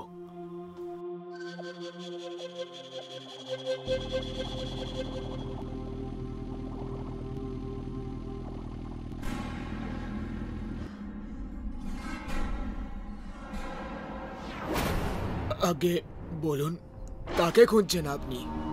আপনার নাম কি গিরধর? আগে আমি গিরধর, বলুন। গিরধর বাবু, আমরা একটা ব্যাগ পেয়েছি, ওই ব্যাগে আপনার অ্যাড্রেস লেখা ছিল, তাই আমি এখানে চলে এলাম। যদি আপনি ওই ব্যাগের রং আর তাতে কত টাকা ছিল বলে দেন তাহলে আমি সেটা আপনাকে ফিরিয়ে দেব। ভেতরে এসো, বসো। ওই ব্যাগটা কালো রঙের, তাই না? আগে মানে ওটা আপনারই ব্যাগ? তুমি ওই কালো ব্যাগটা ওই ঘরে পেয়েছো হবে, যেখানে আমার মেয়ে রাগিনী আর জামাই শেখর ছিল। শেখর আমার মেয়ের জীবনটাকে একেবারে মুশকিল করে দিয়েছিল। 1 নম্বরের লোভী বাজে একটা লোক ছিল, প্রত্যেক দিন টাকার জন্য আমার মেয়েকে ধরে মারতো।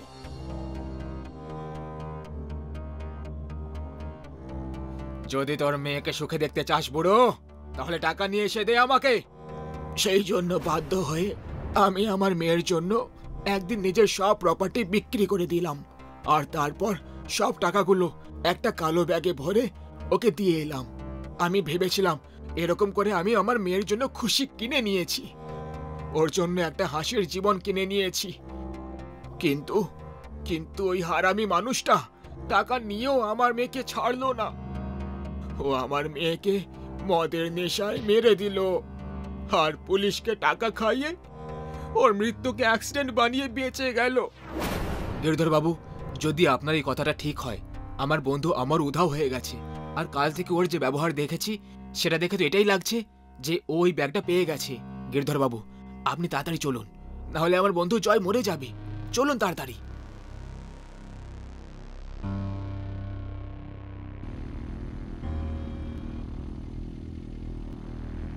আরে यार, এই সুভাষ শালা পাগল হয়ে গেছে, যে ঘরে আসা এতগুলো লক্ষ্মীকে ফেরত দেওয়ার কথা ভাবছে। আমার তো একটুও মন মানছে না এত টাকা ফেরত দেওয়ার কথা ভেবে। না না, যাই হয়ে যাক না কেন, আমি এগুলো ফেরত দিতে দেব না। হ্যাঁ, আমি এগুলো নিয়ে পালিয়ে যাব। অমর যাক চুলোয়, এমনিতে ওই টাকাগুলো আমার থেকে লুকিয়ে নিয়েছিল।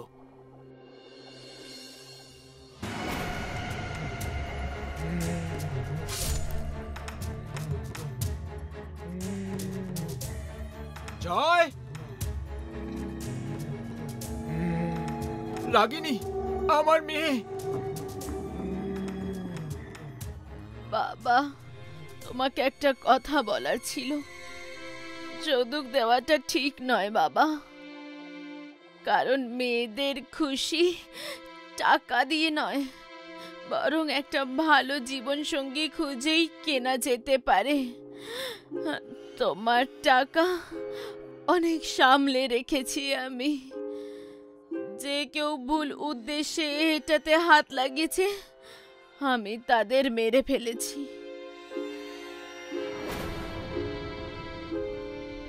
আমার সোনা রাগিনী, আমাকে ক্ষমা করে দে মা। আমি শেখরকে তোর জন্য পছন্দ করেছিলাম, খুব বড় ভুল করে ফেলেছি আমি, ক্ষমা করে দে মা।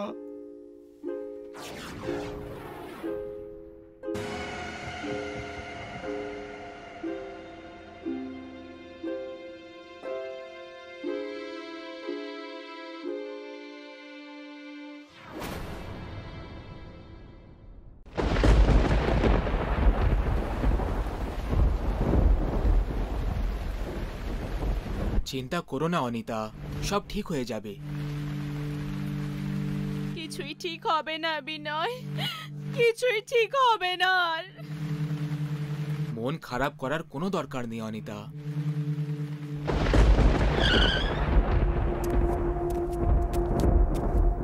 মন খারাপ হবে না তো আর কি হবে বিনয়? কি কি করিনি আমরা বলো? পুজো পাঠ করেছি, দান করেছি, গরিবদের সাহায্য করেছি, বড় বড় ডাক্তারের কাছে গিয়েও দেখিয়েছি, কিন্তু পেলাম কি এটা? আমরা তো মা বাবা হওয়ার জন্য একেবারে যোগ্য, তাহলে কেন হতে পারছি না সেটাই জানি না। মনে হয় আগের জন্মে আমার হাতে কোনো পাপ হয়েছিল হবে, যে কারণে আমি এই জন্মে মা হতে পারছি না। তুমি তুমি আমাকে বিষ খাইয়ে দাও, আমি আর বাঁচতে চাই না, বাঁচতে চাই না আর আমি। অনিতা, এসব কি যাতা বলছো? ধৈর্য ধরো, সব ঠিক হয়ে যাবে। কিভাবে ধৈর্য ধরি বিনয়? কিভাবে বলো না, কিভাবে ধৈর্য ধরি আমি? আমি আমি যখন কোনো বাচ্চাকে দেখি না বিনয়, তখন খুশি হওয়ার জায়গায় কান্না পায় আমার। নিঃসন্তান হওয়ার দুঃখ এত বেশি কষ্ট দেয় যে আমার মরে যেতে ইচ্ছে করে। অনিতা, তুমি সামলাও নিজেকে। এসব কি যাতা কথা বলে যাচ্ছ? কান্না বন্ধ করো, চুপ করো এবার। তুমি আমাকে তো চুপ করিয়ে দেবে, কিন্তু আমি জানি যে তুমিও ভেতর থেকে কষ্ট পাও, সেটা ভেতরেই চেপে রেখেছো। কিন্তু যদি তুমি আমাকে মারতে না পারো, তাহলে তুমি দ্বিতীয় বিয়ে করে নাও। যদি তার ভাগ্যটা আমার থেকে ভালো বেরোয়, এটা করলে অন্তত তুমি তো বাবা হওয়ার খুশিটা উপভোগ করতে পারবে।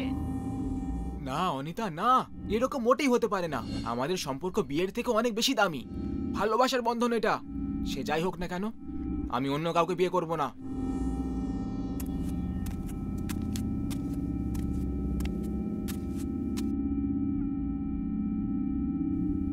জল খাও।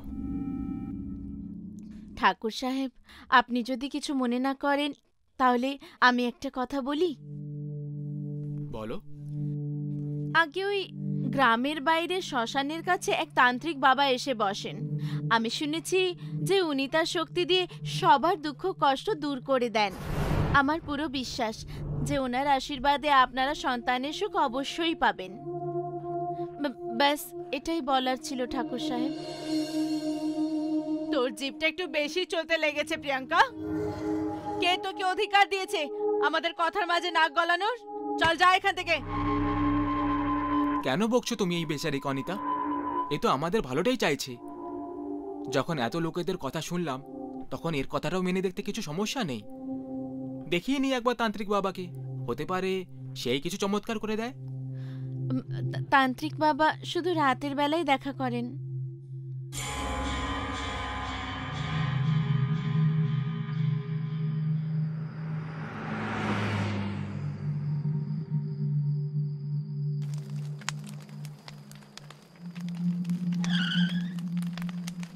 ওম হিম হুম শ্রীং হ্যাম হুম ক্লিম লিম ভ্যাট ভ্যাট ভ্যাট স্বাহা। ওম হিম হুম শ্রীং হ্যাম হুম ক্লিম লিম ভ্যাট লিম ভ্যাট স্বাহা। কি চাই তোমাদের? কেন এসেছো আমার কাছে? বাবা, আমরা সন্তানের মুখ দেখার ইচ্ছে নিয়ে আপনার কাছে এসেছি, যে জন্য আমরা সব জায়গায় গিয়ে চেষ্টা করে দেখে নিয়েছি, কিন্তু আমরা নিরাশা ছাড়া আর কিছুই পাইনি। এখন আপনি আমাদের শেষ সম্বল বাবা। বাবার ঘরে যে কেউ আসে, সে কখনো খালি হাতে বাড়ি ফেরে না। তোমরা সন্তান চাও? ঠিক আছে, দিয়ে দেব আমি তোমাদের সন্তান। আর কিছু? আপনি সত্যি বলছেন তো বাবা? বাবা কখনো মিথ্যে কথা বলে না মূর্খ মেয়ে। যদি তোর মনে এত বেশি সন্দেহ থাকে, তাহলে রাস্তা তোর সামনে আছে। যেভাবে এসেছিস সেইভাবে ফিরে যা। না না বাবা, আমি সেটা বলতে চাইনি। আপনি যা বলবেন আমরা তাই করব। ভালো করে ভেবে নে, এখনো সময় আছে। কারণ একবার যদি তোমরা আমার বলা রাস্তায় পা দিয়ে দাও, তাহলে ফেরাটা অসম্ভব হবে। আপনি রাস্তাটা বলুন বাবা, কি করতে হবে আমাদের? বলি দিতে হবে। বলি? আমরা তৈরি আছি বাবা, বলুন বলি ছাগলের দিতে হবে নাকি মুরগির? বাবা আগেই বলেছিল যে রাস্তা খুব কঠিন, তোমরা এসব করতে পারবে না। আমরা ঠিক বুঝলাম না বাবা। তাহলে বোঝো, বলিটা ছাগল অথবা মুরগির নয়, একটা মানুষের দিতে হবে। মানুষের বলি? মানুষের বলি? হ্যাঁ, মানুষের বলি, একটা মেয়ের বলি, তাও আবার এমন একটা মেয়ের যার জন্ম অমাবস্যার দিনে হয়ে থাকবে। কিন্তু আমরা এরকম একটা মেয়েকে কোথায় খুঁজবো বাবা? তার জন্য তো আমি আছি। ওম হিম ক্লিম ব্যাট স্বাহা। এই মেয়েটাকে নিয়ে এসো আমার কাছে, এ তোমাদের আশেপাশেই থাকে। কাজের মেয়ে প্রিয়াঙ্কার ছবি বাবা, এই তো আমাদেরকে আপনার কাছে পাঠিয়েছে। এর বলে আমরা কিভাবে দিতে পারি? বলেছিলাম না, রাস্তা খুব কঠোর। কঠোর হতে পারলে তবেই সন্তানের মুখ দেখতে পারবে। যে রাস্তা দেখিয়েছে সেই তোমাদের আসল নিয়তি। বেশি ভেবো না, জীবন মরণ তোমাদের হাতে নেই। যার কপালে যতদিন লেখা আছে সে ততদিনই বাঁচবে। বাবা ঠিক বলছেন বিনয়, যার কপালে যতদিন সে ততদিনই বাঁচবে। আমরা তো কেবলমাত্র মাধ্যম।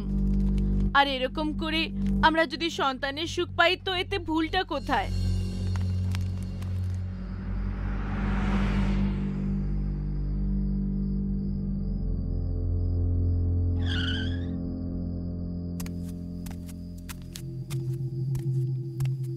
এসে গেছেন আপনারা? বাবা কি বললেন ঠাকুর সাহেব? উনি বললেন যে আমরা মা বাবা হতে পারবো। তোমার অনেক অনেক ধন্যবাদ প্রিয়াঙ্কা, তুমি খুব ভালো কাজ করেছো আমাদেরকে তান্ত্রিক বাবার কাছে পাঠিয়ে। যদি মেয়ে হয় তাহলে আমরা তোমার নামের মতো একটা সুন্দর নাম রাখবো, প্রিয়া। আপনি খুব ভালো ঠাকুর সাহেব, যে আপনি গরিবকে এত সম্মান দিচ্ছেন। আপনাদের কাজটা ঠিকভাবে হয়ে যাক ব্যাস, আমি গোটা গ্রামে প্রসাদ খাওয়াবো। প্রিয়াঙ্কা, আমি তোমার সঙ্গে অনেক খারাপ ব্যবহার করেছি, আমাকে ক্ষমা করে দাও। আরে আরে, এই আপনি কি বলছেন ঠাকুরাইন দেবী? ক্ষমা চেয়ে আমাকে ছোট করবেন না। আচ্ছা, আমি আসছি, অনেক দেরি হয়ে গেছে। আমার বাচ্চারা আমার জন্য অপেক্ষা করছে। এক মিনিট প্রিয়াঙ্কা, এইসব শুধু তোমার কারণেই হচ্ছে। এই খুশিতে আমি এই লাড্ডু নিজের হাতে তোমাকে খাওয়াতে চাই। হা করো, হা করো। ঠাকুরাইন দেবী, আমাকে দিন না, আমি নিজে খেয়ে নেব। আমি বললাম না, হা করো।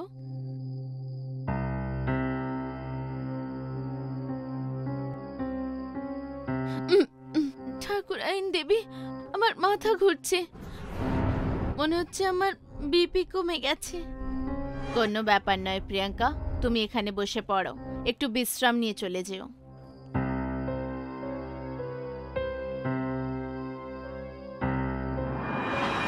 ওম হিম হুম শ্রীন হ্যাম হুম ক্লিম ব্লিম ভট ভট স্বাহা।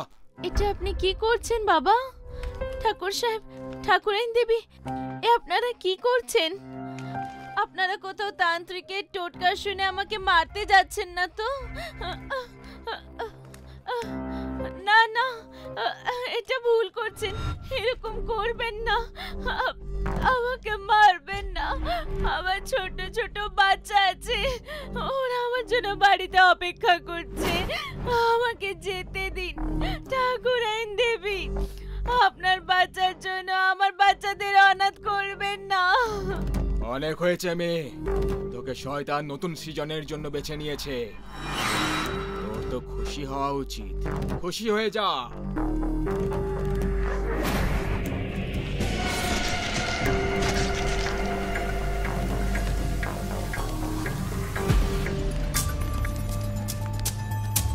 না না, এটা হতে পারে না।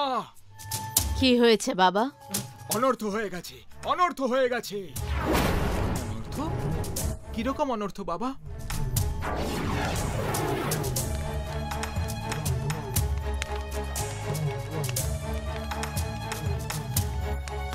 এটা কি হচ্ছে বাবা? মূর্খ লোক, সবকিছু দেখেও কিছু বুঝতে পারছিস না? আমার তান্ত্রিক বিদ্যা উল্টো পড়ে গেছে। তোমরা সবাই কি ভেবেছিলে? আমাকে বলি দিয়ে আমার বাচ্চাদের অনাথ করে তোমরা সন্তানের সুখ পেয়ে যাবে? এটা আমার ভুল ছিল যে আমি তোমাদেরকে এই ভণ্ডামি তান্ত্রিকের কাছে পাঠিয়েছিলাম। আগে আমি মরেছি, এবার তোমরা সবাই মরবে। না, আমি তোমাকে এমনটা করতে দেব না। ওম হ্রিম হুম শ্রীং হ্যাম হুম ক্লিম ব্লিম ভট স্বাহা। না প্রিয়াঙ্কা, আমাদের ক্ষমা করে দাও। আমরা সন্তান পাওয়ার জেদে অন্ধ হয়ে গেছিলাম। ক্ষমা করে দাও আমাদের। ভালো কর্ম যারা করে তারা ভগবান দেখতে পায়, আর যারা খারাপ কর্ম করে তারা পায় অকাল মৃত্যু।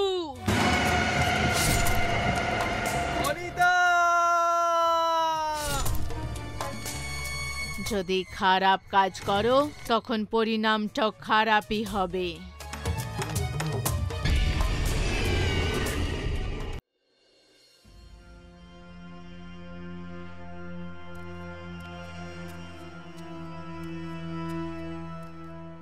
গাইস, আর একটু উপরে উঠতে হবে, তারপর আমরা পাহাড়ের চূড়ায় পৌঁছতে পারবো।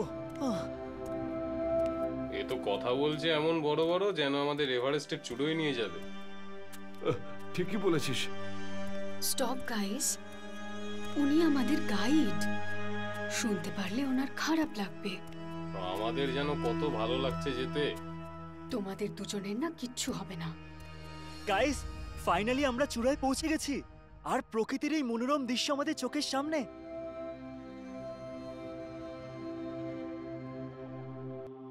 ওহ মাই গড, এটা তো সত্যি খুব সুন্দর। এমন মনে হচ্ছে যেন আমি স্বর্গে পৌঁছে গেছি। আরে কোথায় রে তোর স্বর্গ?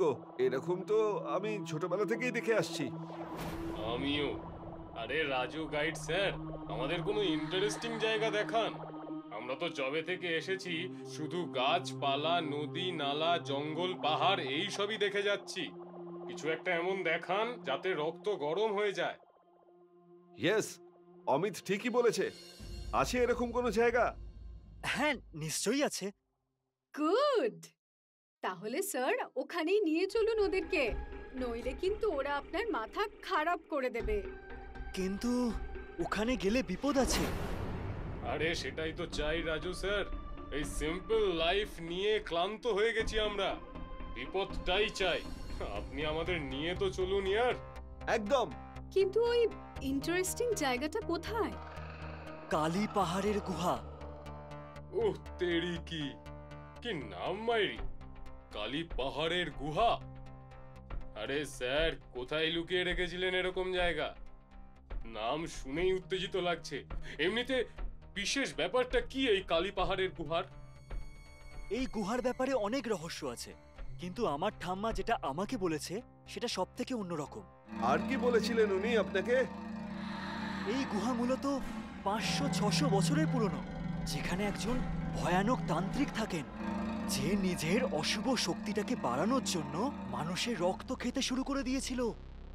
সেটা এখানকার রাজা বলির একদম সহ্য হয়নি। সেই জন্য উনি ওই দুষ্ট তান্ত্রিককে মেরে ফেললো। তারপর থেকে আজও তান্ত্রিকের মৃতদেহ ওই গুহার মধ্যে কোথাও পোতা আছে। ওয়াও, গল্পটা তো দারুণ ইন্টারেস্টিং মনে হচ্ছে। এটা গল্প নয়, এটা সত্যি। আরে যাই থাক না কেন, লেটস গো देयर, ওখানেই যাওয়া যাক। হ্যাঁ ভাই, খুবই মজা হবে। না না, আমি তোমাদেরকে কালী গুহায় নিয়ে যেতে পারবো না। ওখানে আমাদের সবার প্রাণের ঝুঁকি হতে পারে। যখন যাওয়ারই ছিল না তখন আমাদের ওই ব্যাপারে বললেই বা কেন? একদমই তাই। আই এম সরি, আমার ওই জায়গার ব্যাপারে তোমাদের সবাইকে বলা একদম উচিত হয়নি। প্লিজ তোমরা সবাই ভুলে যাও যে আমি তোমাদেরকে কিছু বলেছিলাম। সেটা তো হতে পারে না। ওকে, এক কাজ করা যাক। আপনি যদি আমাদের গুহা অবধি না নিয়ে যেতে চান তো আমাদের ওখানে যাওয়ার রাস্তাটা অন্তত বলে দিন। সিম্পল, আমরা নিজেরাই চলে যাব। আরে তোরা দুজন এত জেদ কেন করছিস? উনি যখন বলছেন যে ওখানে রিস্ক আছে, তাহলে কেন যাবি? সেটাই তো বলছিলাম আমি। তোমরা দুজন প্লিজ বোঝার চেষ্টা করো, কালী গুহায় প্রাণের ঝুঁকি আছে। এটাই তো বললাম আপনাকে, আমরা ওই বিপদের মজাটাই নিতে চাই। অ্যাডভেঞ্চার চাই আমাদের জীবনে। যাওয়ার রাস্তাটা আমাদের শুধু বলে দিন, আমরা নিজেরাই চলে যাব। আমরা নিজেদের জীবন বাজি ধরতে চাই। প্লিজ একটু বোঝার চেষ্টা করুন আপনি। ঠিক আছে, যদি তোমরা এবার এটাই চাও তাহলে তাই হবে, কিন্তু আমার একটা শর্ত আছে। কেমন শর্ত? তোমরা ওখানে কোনো জিনিসে একদম হাত দেবে না। শর্ত মেনে নিলাম।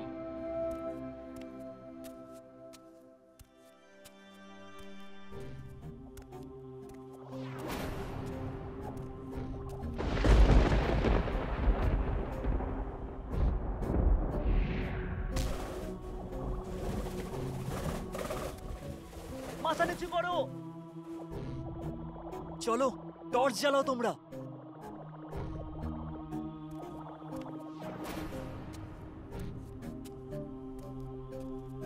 ওয়াও, গুহাটা সত্যি দারুণ, সো বিউটিফুল। সত্যি সত্যি গল্প শোনার থেকেও বেশি মজা তো আমার এটা দেখে হচ্ছে। প্লিজ কোনো জিনিসের গায়ে হাত দেবে না। কোনো টেনশন নিও না স্যার।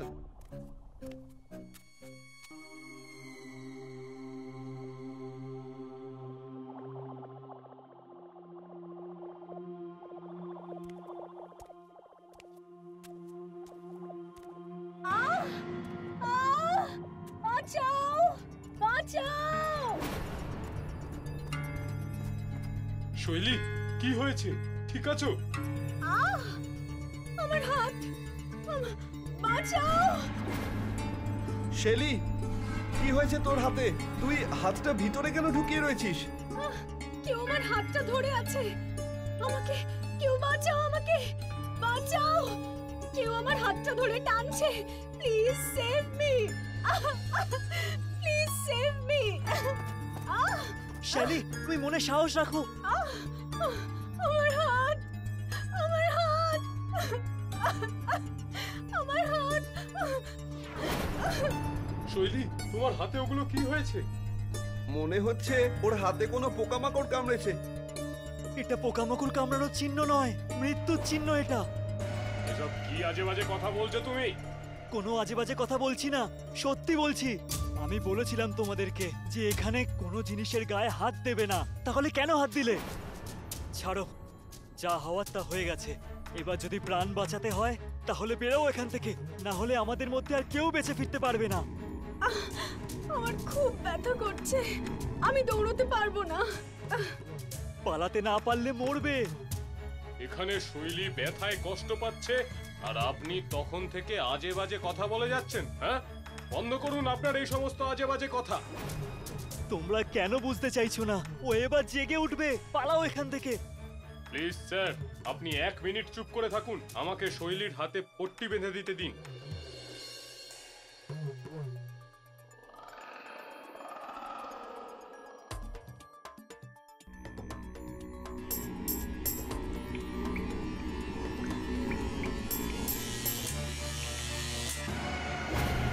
আমি আবার বলছি, ও কিন্তু জেগে উঠবে।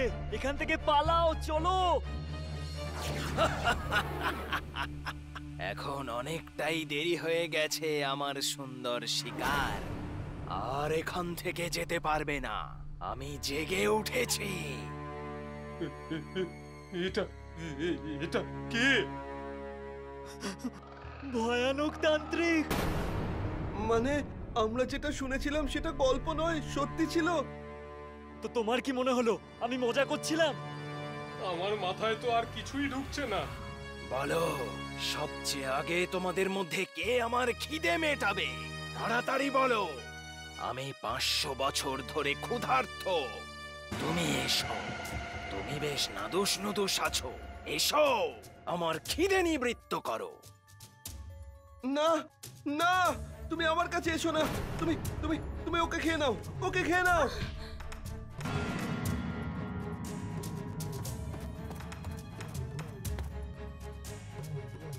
তোমার রক্তেই আমি জীবিত হয়েছি, তাই তোমার রক্ত আমি সবচেয়ে শেষে পান করব।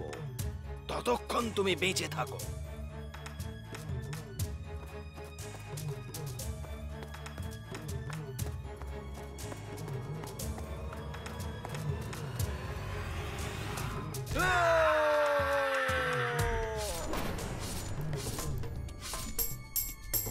চলো পালাও। কত দূর আর পালাবে?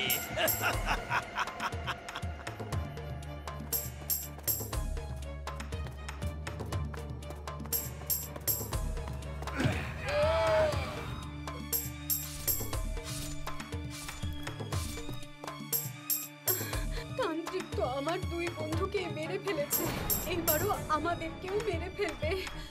আমরা এবার কি করব? কোনো তো উপায় থাকবে তান্ত্রিকের হাত থেকে বাঁচার। আমার ঠাম্মা বলেছিল যে এখানে ওম নামের একটা কাঠের ত্রিশূল আছে। তুমি যদি সেই ত্রিশূলটা দিয়ে ওর বুকে গেঁথে দিতে পারো তাহলেও আবার ঘুমিয়ে পড়বে। আমি পারবো না, আমি আজ পর্যন্ত একটা মশাও মারিনি, তাহলে এত বড় তান্ত্রিককে কিভাবে মারবো? আপনিও তোকে মারতে পারেন, তাই না? এটা যদি হতো তাহলে আমি তোমাকে বলতাম না। কিন্তু আমি কেন? কারণ আমার ঠাম্মা বলেছিল, কারণ যার রক্তে দিয়ে সেই তান্ত্রিক বেঁচে উঠবে শুধু সেই ওকে একমাত্র মারতে পারবে। আমি ত্রিশূলটা খুঁজছি, তুমি তান্ত্রিকের মনটা অন্যদিকে করার চেষ্টা করো।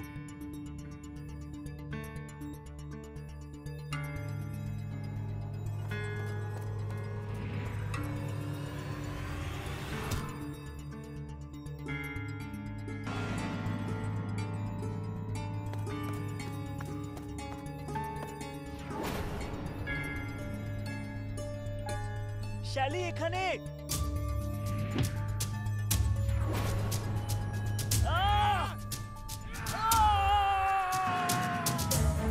মরার আগে তোমার কোনো শেষ ইচ্ছে আছে? তাহলে আমাকে বলো। তুমি তুমি তুমি আমার শেষ ইচ্ছে পূর্ণ করবে? বলো। তুমি তো জীবিত করেছো আমাকে, তোমার ইচ্ছে পূরণ করা আমার ধর্ম। বলো কি চাও? তুমি কিছুক্ষণের জন্য মূর্তি হয়ে যাও। ঠিক আছে, আমি তাই করছি, কিন্তু তুমি বাঁচবে না। কিন্তু তোমার ইচ্ছে পূরণ করতেই হবে। হিং ক্রিং ফট ফট।